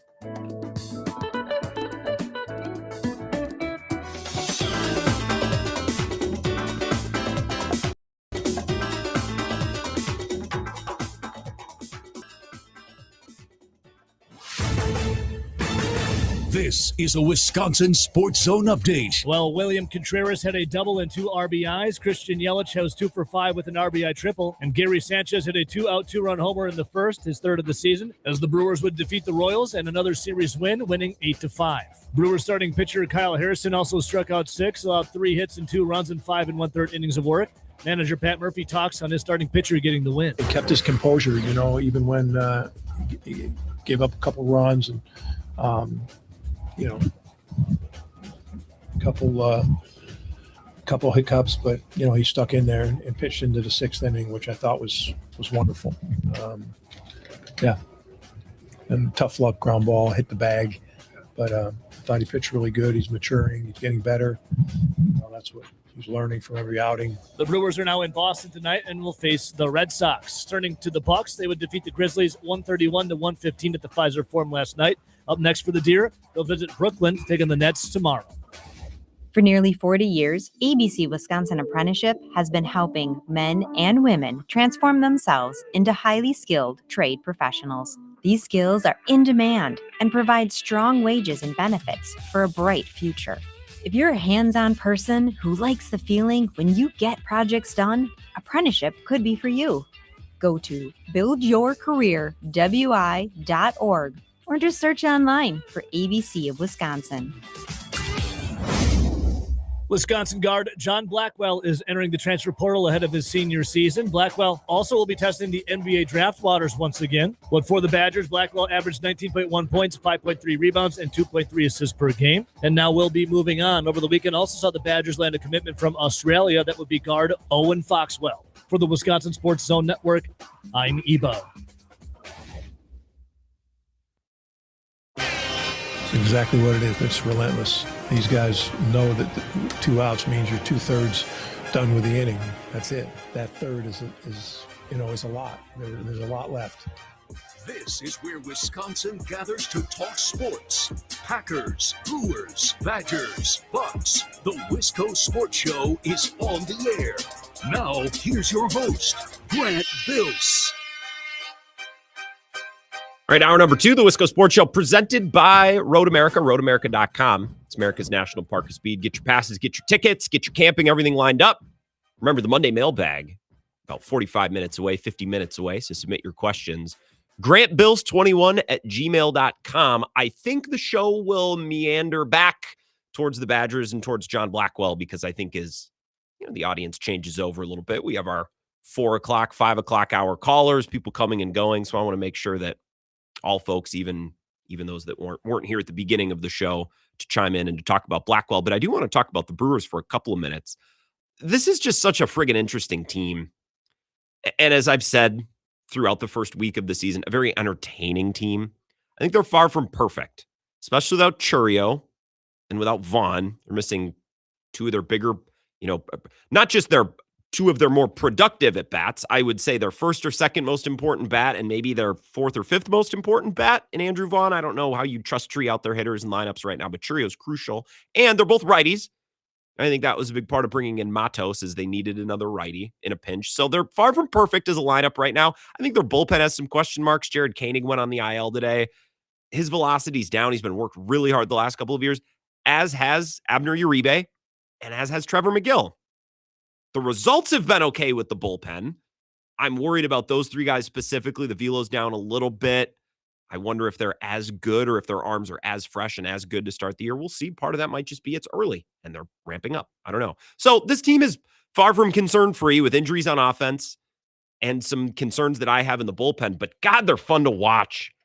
I compare and contrast the Brewers and the Cubs because they're rivals, but also because I think the Cubs are boring and they're a tough watch, and they're a lesser product in all of the wrong ways compared to the Brewers. I watched the Cubs, and I listened to the whole Cubs game yesterday because I left my parents around 3 or 4, and on the drive, I caught the end of the Brewers postgame on the radio, and then I used the MLB app just to listen to the Cubs game. And I think the Cubs experience yesterday is very similar to what we've seen so far this year, very similar to what we're seeing right now. The Cubs and the Rays are in the top of the 8th. The Rays are up 6-3. The Cubs are a team that for long stretches just sits back and they're just swinging for the fences. Not to say they can't, if for contact, they have some guys who can do that. Nico Horner's tremendous. And PCA, when he's right, can put the ball in play and run the bases and cause havoc. Like, they can do that thing too. They haven't done it a ton this year, but they have that tool in their toolbox. We'll see if they're able to access it. Part of that is, Counsell. He's got to be able to manage the team and pull those levers. But the Cubs are an offense and a team that a lot of times it just seems like they're sitting back and waiting for things to happen. And the Brewers, it doesn't always work. Gary Sanchez got gunned down on the contact play. They've been thrown out a couple of times trying to steal. Some of these, base running mistakes. It's like, I don't know why you're trying to run on Salvador Perez with a runner on second and 2 outs and a lead. Like, I don't really get it all the time, but they're aggressive. They're making things happen. They're trying things. And unlike the Cubs and unlike the Red Sox, who the Brewers are going to start playing tonight in about a half hour, they don't check out. They don't lollygag through innings. Doesn't mean they don't have bad innings. Doesn't mean the offense doesn't go 3 up, 3 down. But on balance, it's a team that stays engaged. And the Brewers force their opponents to stay engaged. You need to field the ball for 9 straight innings when you're playing the Brewers. Talked about this last summer. I remember when they played the Twins, and the Twins were down bad. And my point at the time was that the Brewers are the last team a struggling team wants to see. If a team is down in the dumps, the vibes are bad, they're going through it, the Brewers are the worst possible opponent because they're going to make you stay locked in. They're going to make you field every ball and hold every runner and hit every cutoff. And it's just tough to do in a 162-game season when you're a team that's going through it. You check out for 1 second and the Brewers will get you. It's a good product for that reason. And I commend Murphy and the thing that they've built because I look at what's going on with the Red Sox. They're lethargic and they go through innings or they're just going through the motions. Now, baseball's weird. And I think the Red Sox have more talent than we've seen. They've been one of the worst baseball teams so far in the league. Scoring, fielding, they've just sucked. And I think they're better than this. Baseball's weird. So watch the Red Sox be great the next 3 days and beat the Brewers. It could happen. But the Brewers are the type of team to go up against the Red Sox, the way the Cubs are playing right now. We're going to make you field. We're going to make you cover every bag, hit every cutoff, be prepared to make every throw, field every fly ball. It's just they play a very entertaining brand of baseball. It's fun to watch. And it's also a brand of baseball that just never lets the opponent off the hook. Here's Pat Murphy talking about 2-run scoring because they scored a ton of runs with 2 outs. And I believe right now, it could have changed today, but as of yesterday at the end of the game, they lead Major League Baseball in 2-run scoring plays. So here's Murphy talking about that. And I think it kind of echoes what I was just saying. It's exactly what it is. It's relentless. These guys know that 2 outs means you're 2/3 done with the inning. That's it. That third is a lot. There's a lot left. 2 outs for them too today. 2 outs, proved to be yesterday too. 2 outs proved to be a big part of every game. So it's a nice thing to have. I think, again, to continue to make my point, the Brewers are a team that makes you field every ball, finish every at-bat. We saw this a couple times yesterday with 2 outs. William Contreras works a walk, and you think, oh, nothing's going to happen there. And then Yelich ropes one down the line, and Collins can't quite get there, whoever's playing left. And then that turns into, and then Gary Sanchez gets lucky on a mistake and blasts one. It's 3-0, and you're wondering, what the hell happened? Because I think there's a lot of teams in baseball when the vibes are low or they don't have a strong culture, they don't have a strong identity. I think the Red Sox are one of these teams. I think the Cubs are one of these teams. Last year in a couple matchups, the Twins were one of these teams where with 2 outs, they just check out a little bit. Or when the count hits 2 strikes, they check out a little bit. And that's where this Brewers team makes a lot of their hay. And I commend it because it's not you can't just show up to the ballpark with talent, roll out the helmets, and win that way. It's a commitment that all of these players have to make. I think part of it is that there's not a lot of seasoned star veterans on this team who felt like my career's made. All right, if this thing goes south, it's not on me. I've made my money, right? I've accomplished what I need to accomplish. Now, Yelich is that guy, and we can poke fun at Yelich because he kills a lot of worms with his ground balls at the first side, and he's hurt a lot, and he doesn't show up in the playoffs. But one thing I will never say about Yelich is that he's not a good ambassador for the type of baseball that they are trying to play and the type of thing they're trying to build in Milwaukee. He's for that. There's some baseball players, Devers with the Red Sox last year, is one player that comes to mind. When they've made their money and they feel like, well, I've been doing it this way and this is my way. When the manager tries to do something where the player says, well, they want me to play this position now. They want me to do. it doesn't always go that way with aging vets. I commend Yelich. I'll never take that away from Yelich, even though, again, we poke fun at him. And that trickles down. Contreras just plays with a friggin' motor. Churrio's too young to know any better. A lot of these guys are young. They haven't been paid yet. It's just a really good mix. And again, this matters to me. It's fun. It's fun to watch them. It's especially fun when they win. Another story from the weekend is Garrett Mitchell. I saw this tweet on Saturday, and I wasn't able to go dig up the audio. It was in between the double headers. I don't know if any of the reporters, sometimes I'll text Kurt or I'll text Todd Rosiak, like, hey, do you have the audio of this? They'll be like, no, I just have the transcript. So I wish I had the audio of this, but this is the tweet from Todd Rosiak on Saturday. Pat Murphy with an honest take on Garrett Mitchell, and this is the quote. I was the first one to believe that Garrett wasn't ready. He had really poor results in spring training, but the front office was really adamant that this guy can be our best player. And in a lot of ways, I was skeptical. It's really the front office who convinced me that, hey, look, this is right for our team. He's done okay in his first 6 or 7 games today, but today was a showcase of what he can do. Pretty special. He had 5 RBIs, I believe, in the first game by himself on Saturday. It was really good. I remain skeptical on Garrett Mitchell, like Pat Murphy. But they're trying to find a little pop without Churrio. They're trying to find some production in the middle of the order without Vaughn. I think he's hitting cleanup tonight, Garrett Mitchell is. I've noticed, and I don't know what his walk rate historically has been. He hasn't played enough. We don't have enough of a sample. I can't go look at his StatCast sliders and give you an honest projection of the player that he's been because he's missed so much time. It feels like historically he hasn't walked a lot because he strikes out so friggin' much. I've noticed him take a couple of walks this year. I'm like, look, if you can just do that a little bit more, if you can walk a little bit more, if you make a little bit better contact, you can live through those long droughts where he's not hitting home runs and he's not scalding the ball. If you occasionally take a walk and if you occasionally see a couple more pitches, the bat at bats are still going to be there. 3 straight up in the zone, still a hole in his swing. But he can crush mistakes. And he has a couple of the hardest hit balls of the Brewers season so far. He scalded that one. Was it against the Guardians last week? That double down the first base. He screamed, I think it was like 112. And the home run, he piss pounded that. So again, the little pieces are there for Garrett Mitchell. I don't want to be relying on him hitting cleanup. I would prefer him to not even be the 5-hole hitter, but can he hit 7th? That's a pretty good player in the bottom half of your order. If he can give you hard hit balls and occasional power, and again, mixing a walk here and there. I almost don't want to get too into this because I know as soon as I start to buy in, he's going to tweak something. Knock on wood, that doesn't happen. I find Garrett Mitchell a very interesting player. And those comments from Pat Murphy just fascinating. Like, yeah, I didn't think he was ready. I didn't want him up here, but the front office. And look, they knew what they were talking about. And again, to go back to what I was saying about the Brewers before, find another clubhouse, find another locker room that's built something so sturdy and built an identity so strong where everyone's bought in and pulling the rope in the same direction, where the manager can come out and say, like, I didn't see it. The front office kind of stuck him on the roster to begin the year, and look, it's panned out. It's the manager and the players need to be on the same wavelength, and there needs to be a complete and total understanding of exactly the type of baseball that we're playing here.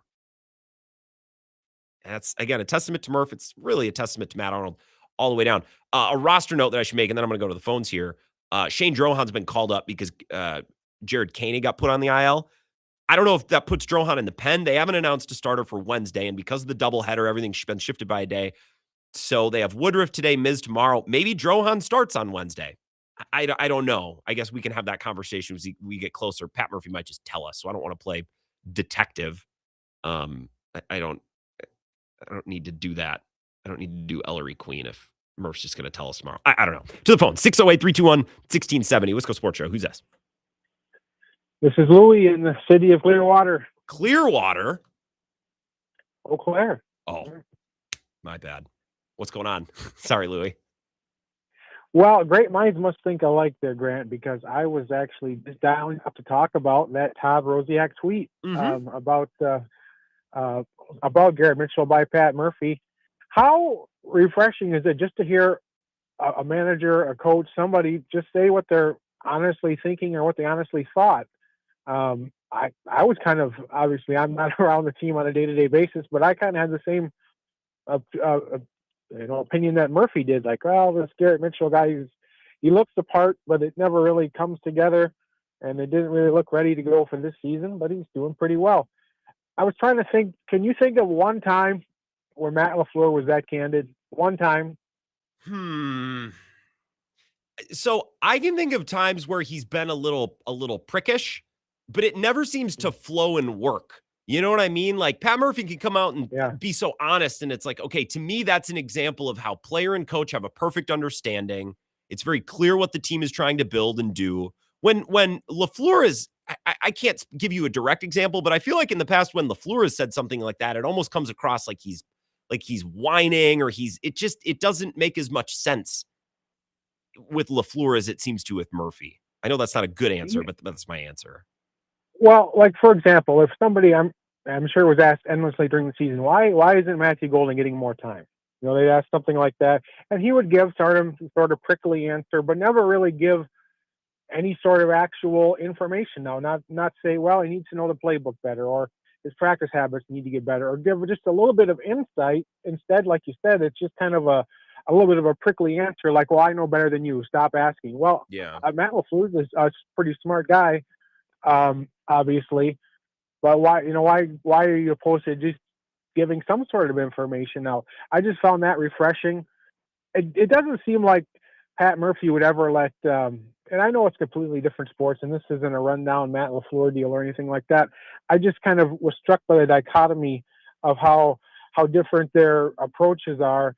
And, you know, where Matt LaFleur said, well, there was guys who weren't happy with their role this year. Mm-hmm. Well, if that was manifesting itself into poor play on the field, you think there's any chance of Pat Murphy letting that happen? He would fix that in real time. Yeah. I don't know why Matt LaFleur is talking about that after the season, when you need to be able to fix these sort of things in real time. That's what I appreciate about Murph. Yeah, I appreciate the call, Louis. Sorry I couldn't pick out the city of Clearwater. That's on my bad. Have a good night. Louis and Eau Claire.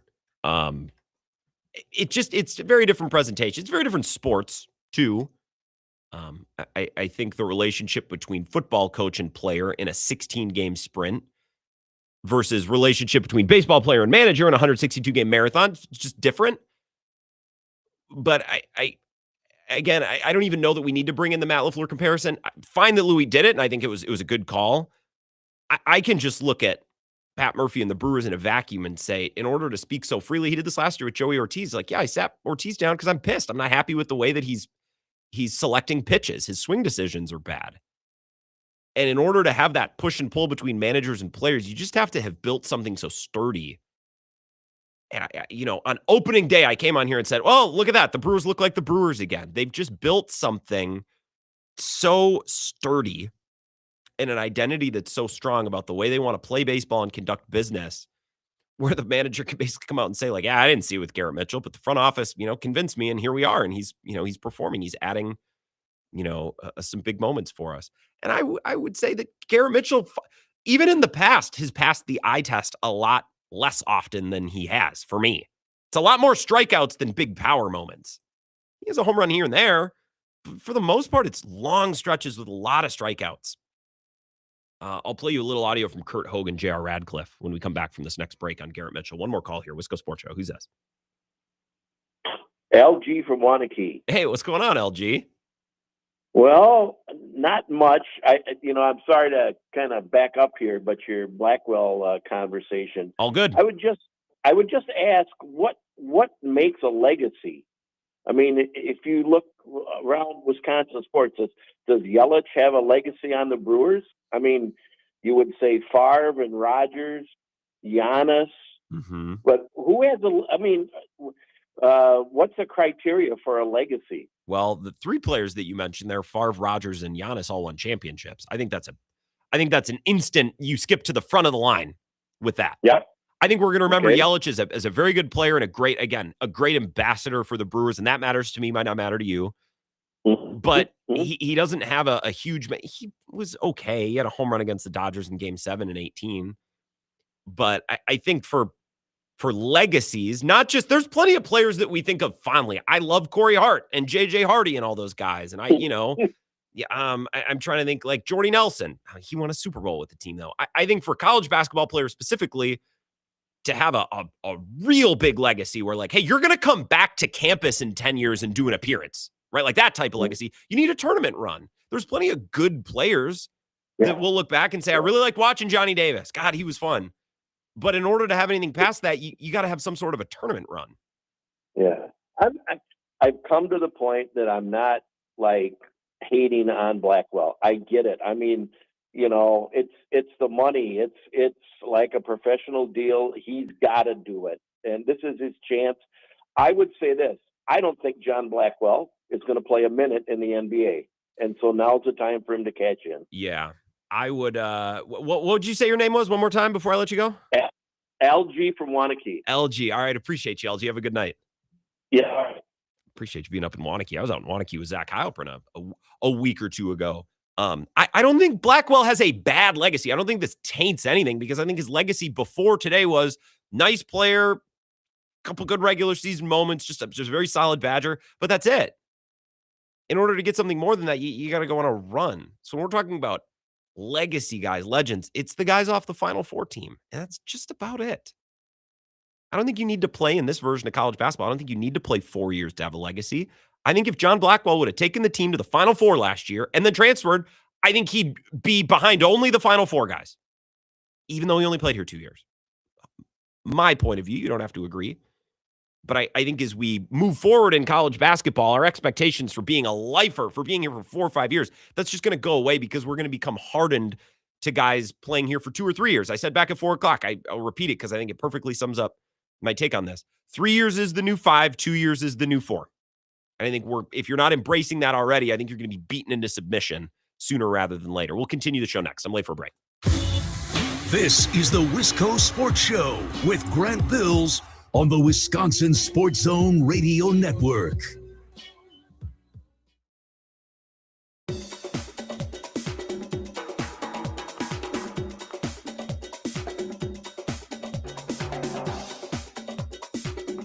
The Wisco Sports Show will resume in 3 minutes.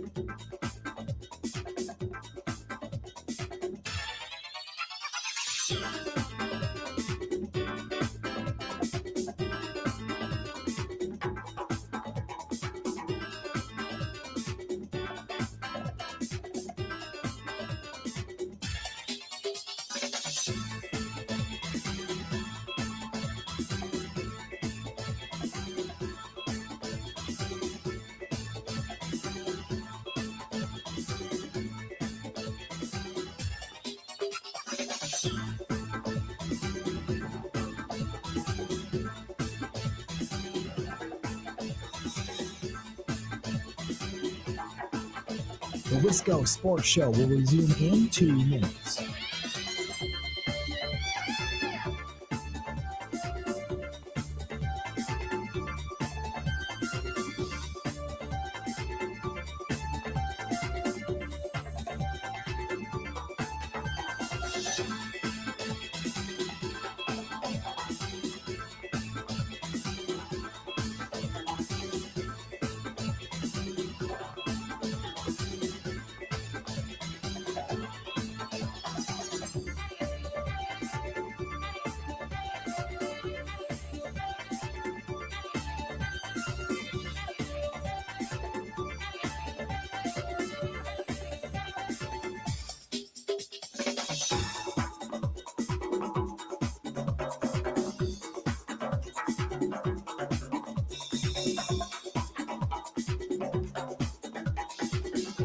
The Wisco Sports Show will resume in 1 minute.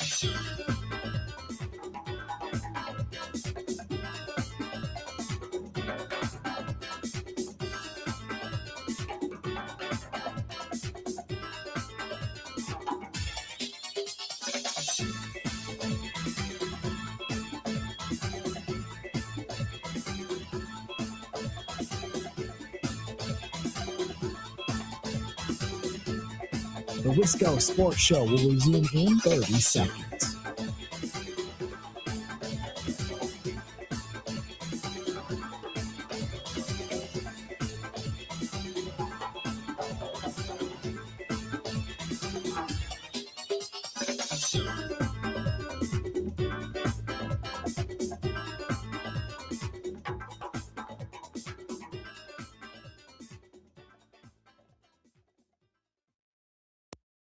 Pat Murphy's comments after the game in between the doubleheader super interesting. He basically was like, I wasn't really believing. And the front office, like in his words, were like, he could still be our best player. Like that's how the front office looks at him, to which I kind of think, really? That seems nuts. Your early impressions of the Garrett Mitchell roller coaster here in 2026. You said it. This is the embodiment of the enigma. We can't figure it out. And part of the reason we can't figure it out, JR, is because there's never been a big enough sample size. One of the questions that just like pops in my mind is like, is the lack of at-bats saving him from like DFA land being figured out? The black hole is such a black hole in the swing when you can elevate a four-seamer velocity middle up in the zone. He doesn't get to it. He's going to have to answer those questions to some degree, but the angel on the shoulder is like, yeah, well, you can see why he can strike out 35% of the time and still be a good player. And it's just like so rare that is actually true of a guy that's actually sustainable when you strike out that much. So when it looks bad, it looks terrible. And then suddenly, easy power. And he has most of the Brewers' hardest hit balls this season. Kurt and JR, the Microbrew podcast.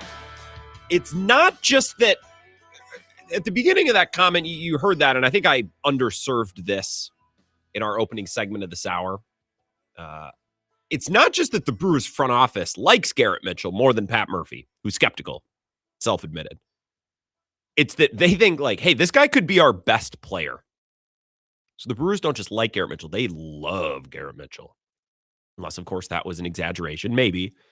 But that's interesting if it's true.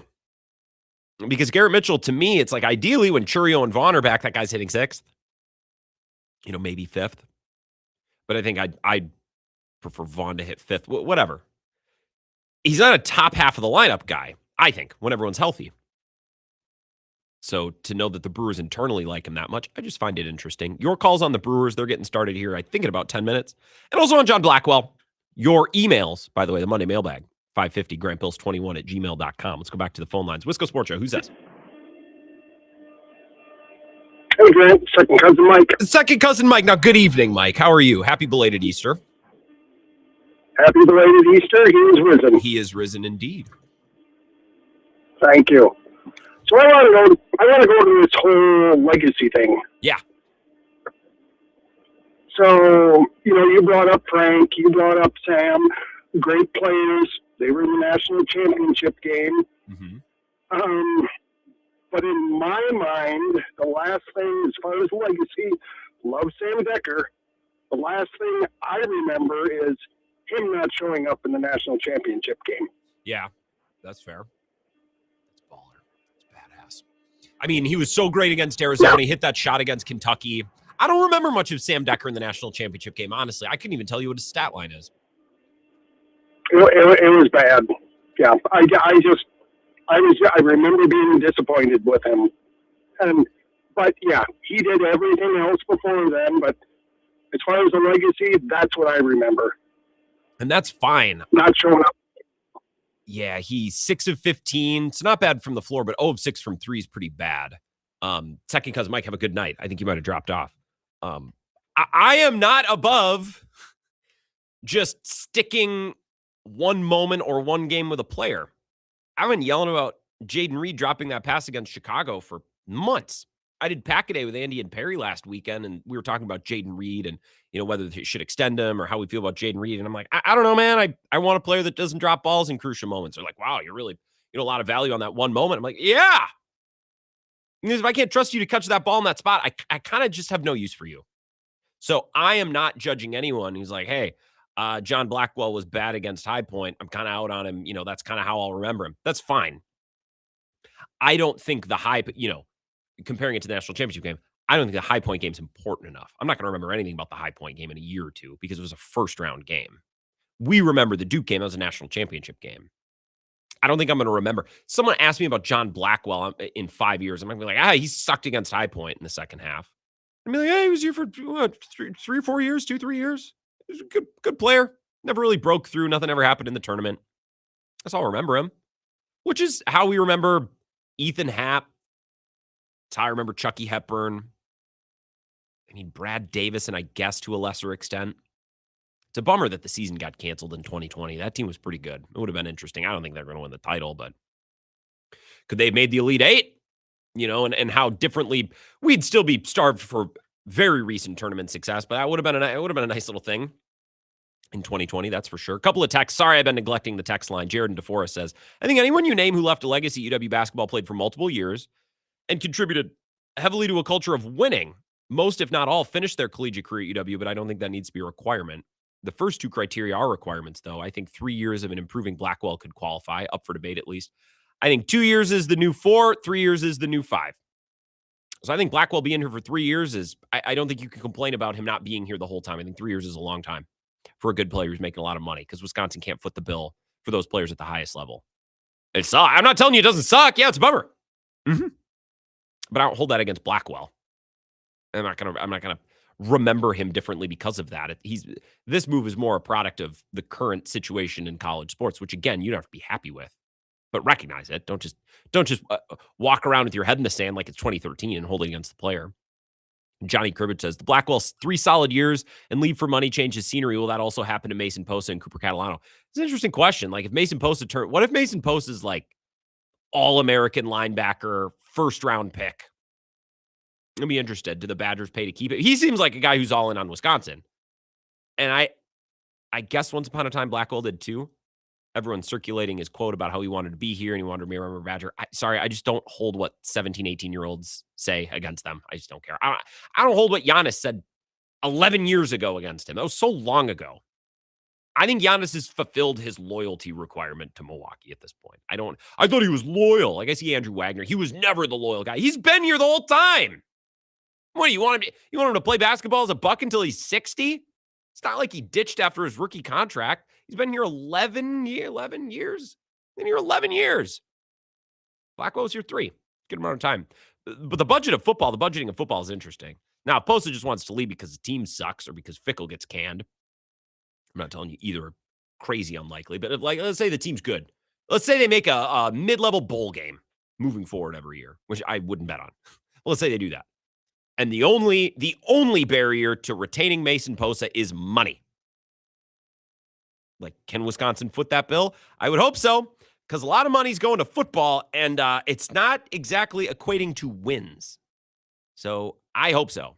But I think the arithmetic of keeping a player like that at this moment in time, money is. I think Wisconsin's going to get to the point where it's like, God, we need someone to take this money. Because if we suck or we fire our coach, which will happen if they suck, like they're going to have all this money to pay to try to retain players. And they're going to say, no, thanks. You just fired your coach. I'm out of here.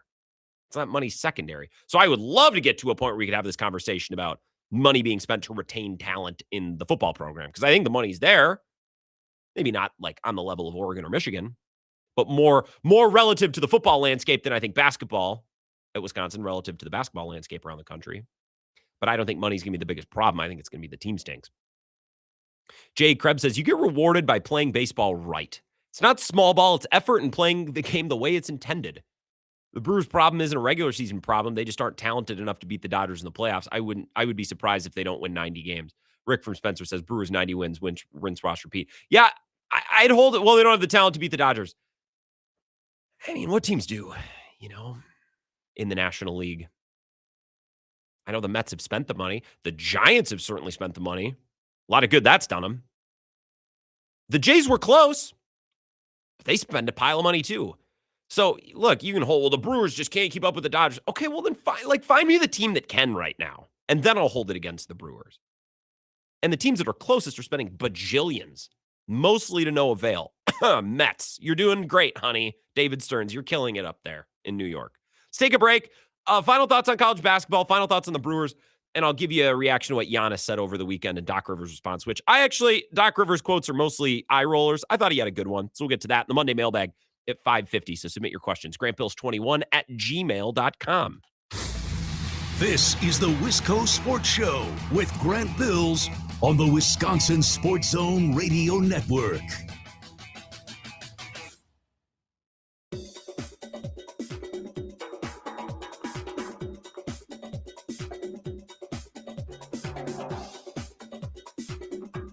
The Wisco Sports Show will resume in 5 minutes.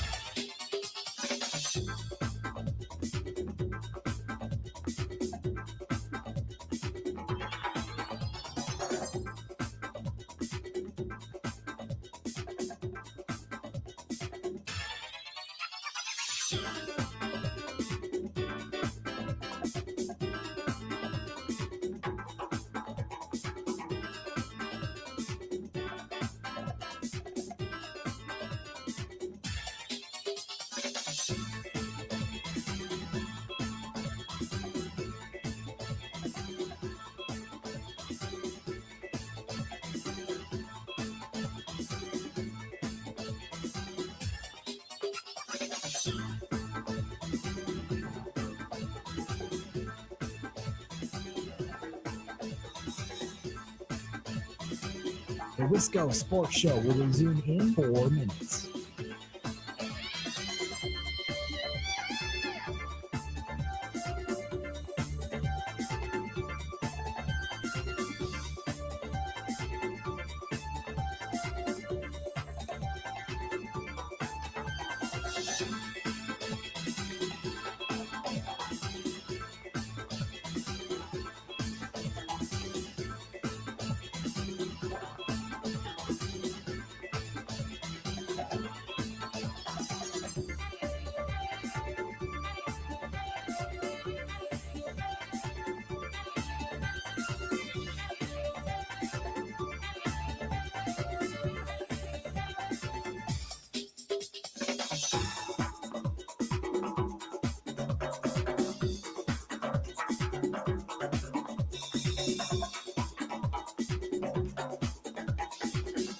The Wisco Sports Show will resume in 3 minutes.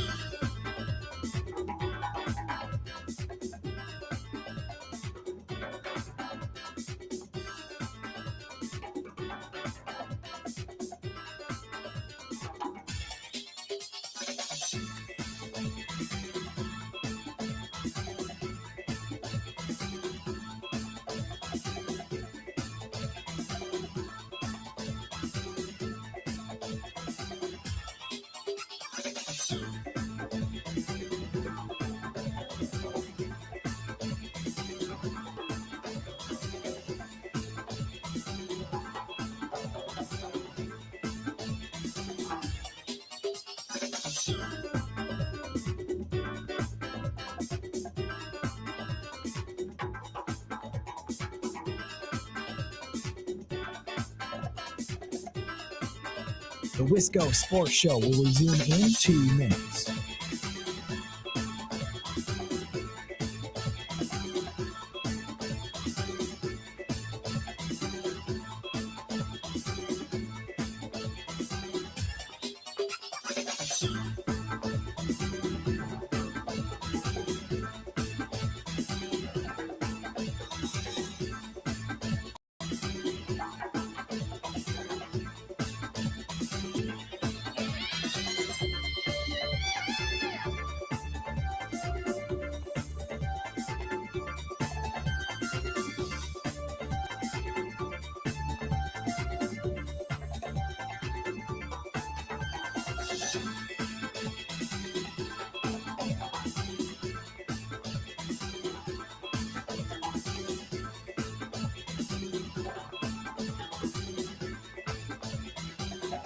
The Wisco Sports Show will resume in 1 minute.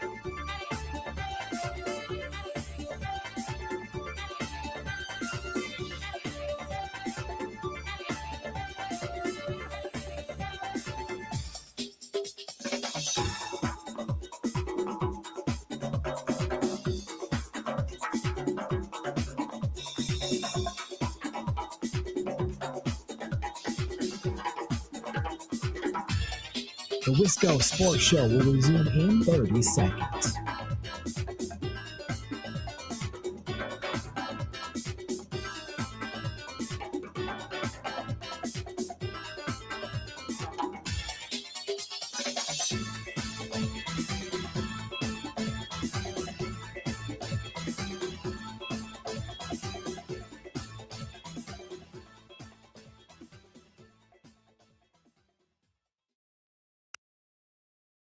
So, Jim, you've seen it firsthand. Like, in your opinion, I know you're not a medical expert, but to you, from what you've seen during pregame warmups, he seems like he's healthy and could play.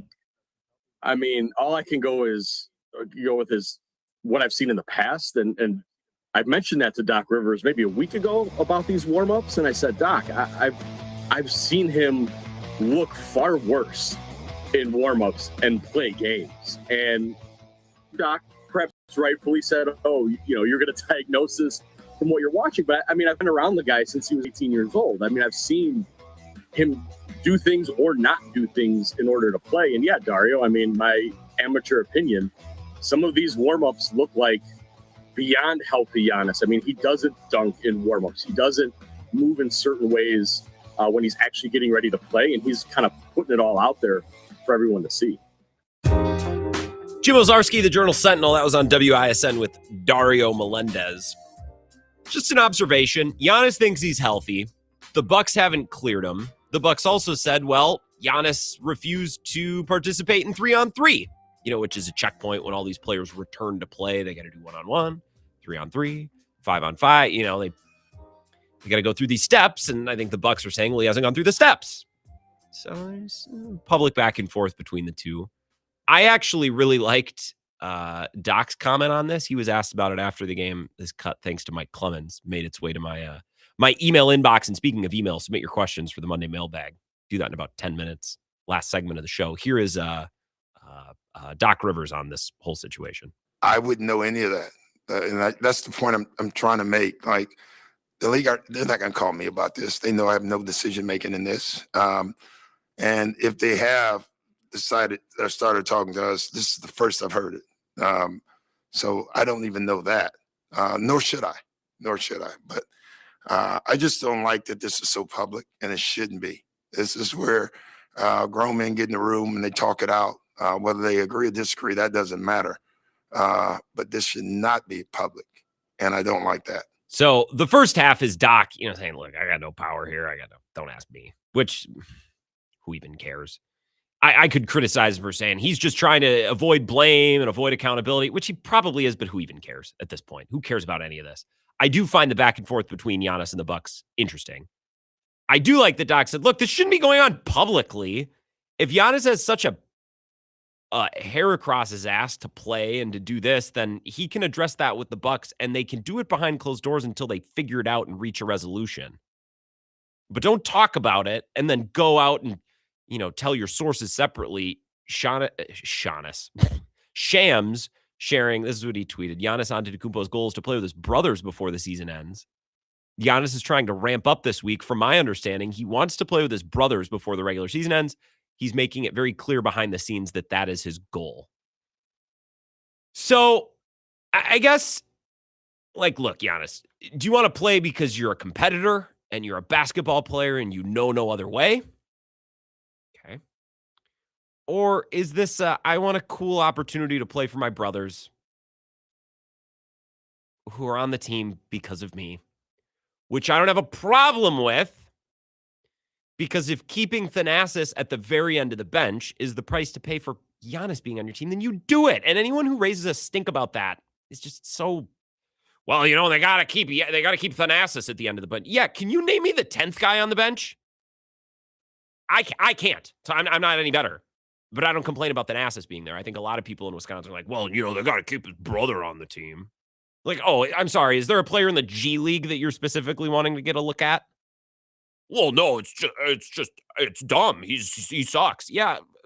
Okay. So, I don't care. I think Giannis wants to play with his brothers, get a jersey swap, get a picture.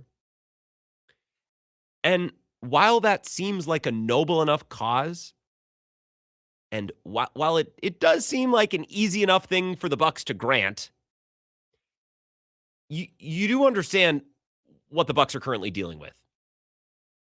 They're in a situation where Giannis is probably going to leave.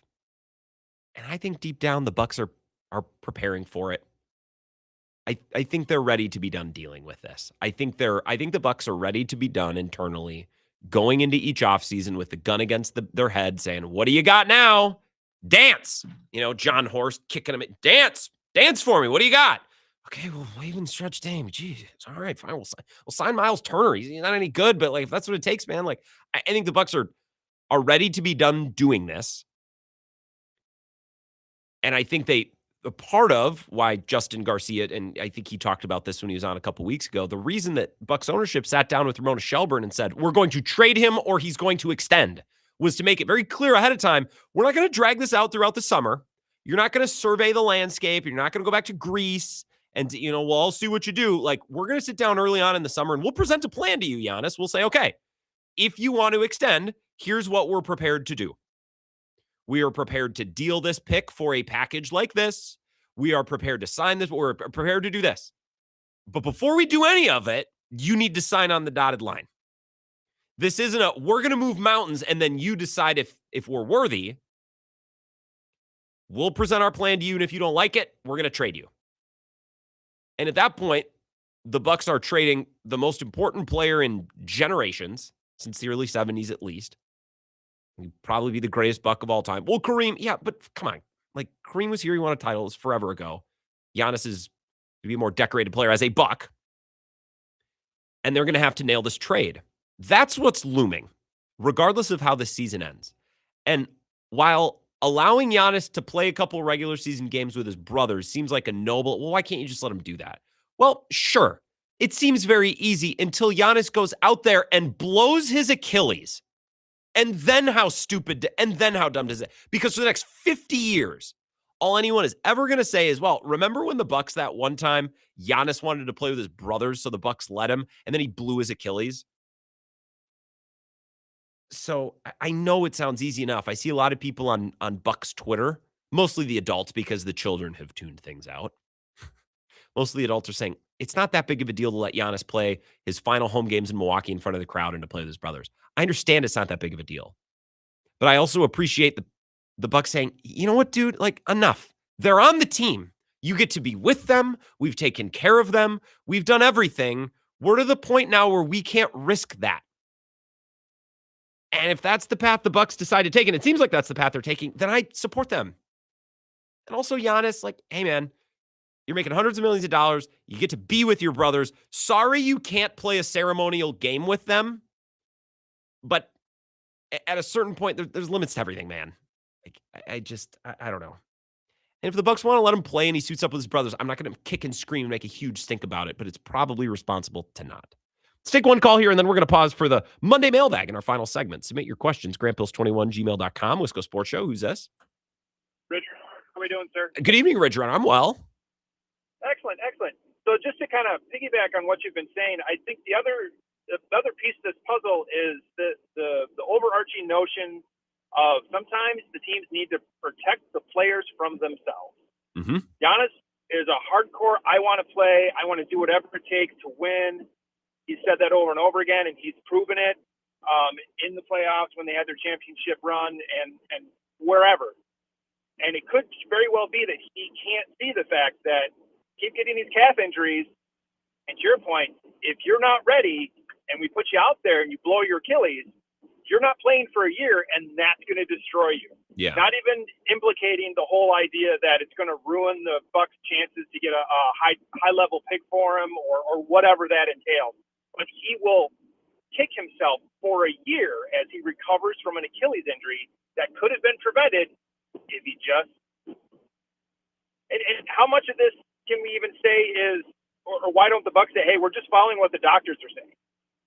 I don't know if that's been talked about at all. Well, it's just been what Giannis is saying. Yeah, I think, and Richard, I hate to do this. There's one more person I want to get in. I think that's the Bucks' armor in all of this. The NBA is investigating him. Apparently, they'll say, well, our doctors haven't cleared him. And the Bucks doctors, just like with physicals in the NFL, hey, Phil, this guy's physical. Like the teams have a little control over that. I don't pretend to understand how it works. But if the Bucks say our doctors didn't clear him, what's the league supposed to do? Well, we're going to investigate your doctors. Like, it's just, yeah. So that'll probably be the Bucks' path. If this gets dragged out and it's investigated and the league is looking to sanction them, which would be ridiculous because half of the teams in basketball are tanking actively, then let's say we weren't medically comfortable with it. It's pretty hard to go any farther than that. Wisco Sports Show. Who's this? Hey, Grant, Tony from Texas. Before I get into my question, it's a personal question for you, sir. Okay. Michael Finley is the greatest Wisconsin Badger of all time. I know it's before your time, but you got to read your history. I mean, I know Bart Starr, Max McGee, and all these guys, Paul Horning from the Packers. You got to know better than that. Grant, my personal question, are you smoking cigarettes still? I just want to know. I've never been a cigarette smoker. I mean, I have smoked cigarettes. Never? I have, but when you ask it like that, it makes it sound like I'm a pack-a-day smoker. I'm getting all these anti-tobacco nicotine commercials on my Odyssey app. So I was really? curious if that was something related to you. Yeah, back to Giannis. When I was at St. Rita's in Whitnall High, I'd love to have my three brothers play with me, but they didn't. Bob Bortz put a kibosh to that. No way. We're not going to bring up the kids up to 8th grade So I don't understand this thing with Giannis. They're paying him a lot of money. The guy goes to Greece. I've said it before. Q from Milwaukee, I was right. I'm on the right side of history. Giannis, low IQ, good man, good citizen, a good person. We appreciate everything he's done, but the time has passed. Unfortunately, life is about timing, Grant, whether it's a girl, your sports team, whatever, injuries. The Mavericks, for instance, they trade Luka Doncic in one of the dumbest trades ever. What do they get back? They get Cooper Flagg. Mm-hmm. That's the way. And by the way, before we leave, Cooper Flagg or Con Knippel for Rookie of the Year. I don't watch the NBA much, but I know you do every night. Yeah, dude, I never miss a game. Tony, I appreciate it. I got to run. I wouldn't know enough. I'm not sure. I don't know. I would be happy to start a franchise with either. Con Knippel's such a throwback player, man. I thought that at Duke too, just like such a natural passer. He moves, things happen around him. I have less of an attitude. It was like, this guy was the best player on his crappy college basketball team, and it all went through him, and you come set him a screen and let him work. It's like, okay, so you have a nice player. How do we get from nice player to nice team? And I think both with Flagg and with Knippel, like those are two types of players I'd want to build around. No, I have smoked cigarettes before. It's not very often. But I have never at any point been a smoker, as Tony suggested there. Your questions in the Monday mailbag, grantbills21@gmail.com. We'll wrap up with that next. This is the Wisco Sports Show with Grant Bills on the Wisconsin Sports Zone Radio Network.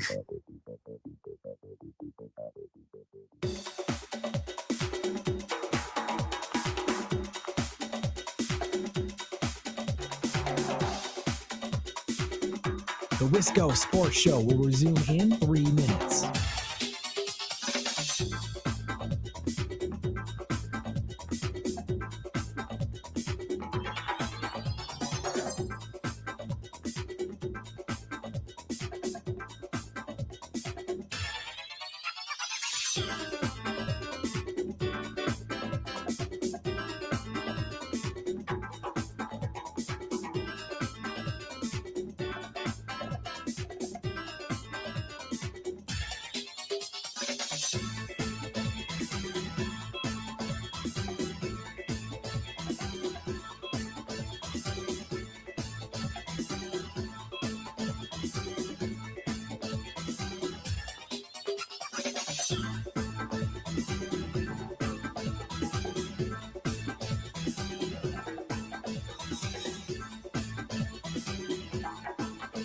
The Wisco Sports Show will resume in 2 minutes.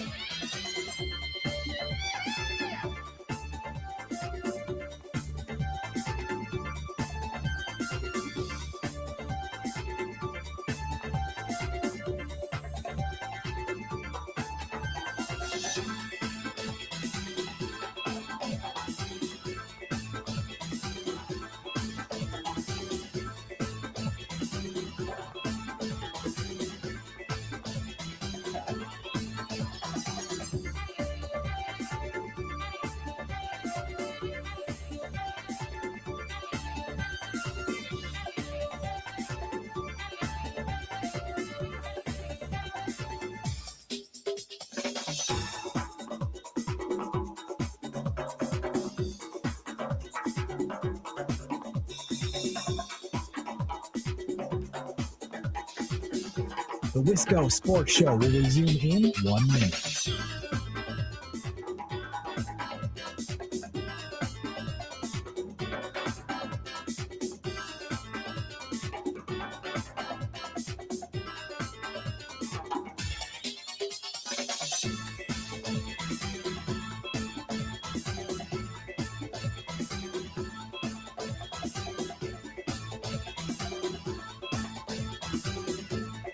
The Wisco Sports Show will resume in 30 seconds.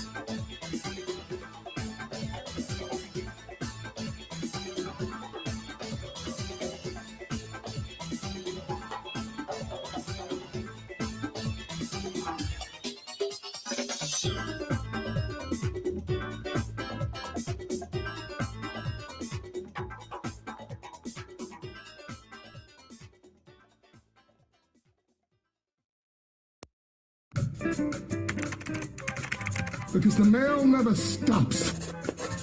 Charles, I'll be writing to you. Ah, She's Got Mail. That's the name of the movie. That's it, honey. There's never a let-up. It's relentless. Every day it piles up more and more and more, and you gotta get it up. And the more you get out, the more it keeps coming in. The Monday Mailbag. Your questions every week on topics without limitations. Just anything. I often find that this is the segment where we talk about current events. What's going on. You can ask sports questions, but I always say to that, well, that's what the other hour and 45 minutes is for. So submit your questions. GrantBills@gmail.com. A lighter bag of mail today. And that's fine. Weekly question asker, Tyler in Massachusetts, who's at Fenway, I believe, right now. He sent me a picture of Murphy hugging Durbin. Very cute. Couldn't really see Durbin. Murphy frame mugged him pretty bad. Says, hey, Grant, I'm currently tasked to do a massive purge/clean out of a medicinal chemistry lab at my company as we get closer to moving our labs and offices from the Boston suburbs to Cambridge, which is just across the Charles River. I have to ask if you've done any spring cleaning yourself. Great question. I've not done any spring cleaning per se. However, I'm doing some storage changeover. I don't have a ton of storage right now, so sometimes I'll sneak things into my parents' attic above their garage. I'll ask.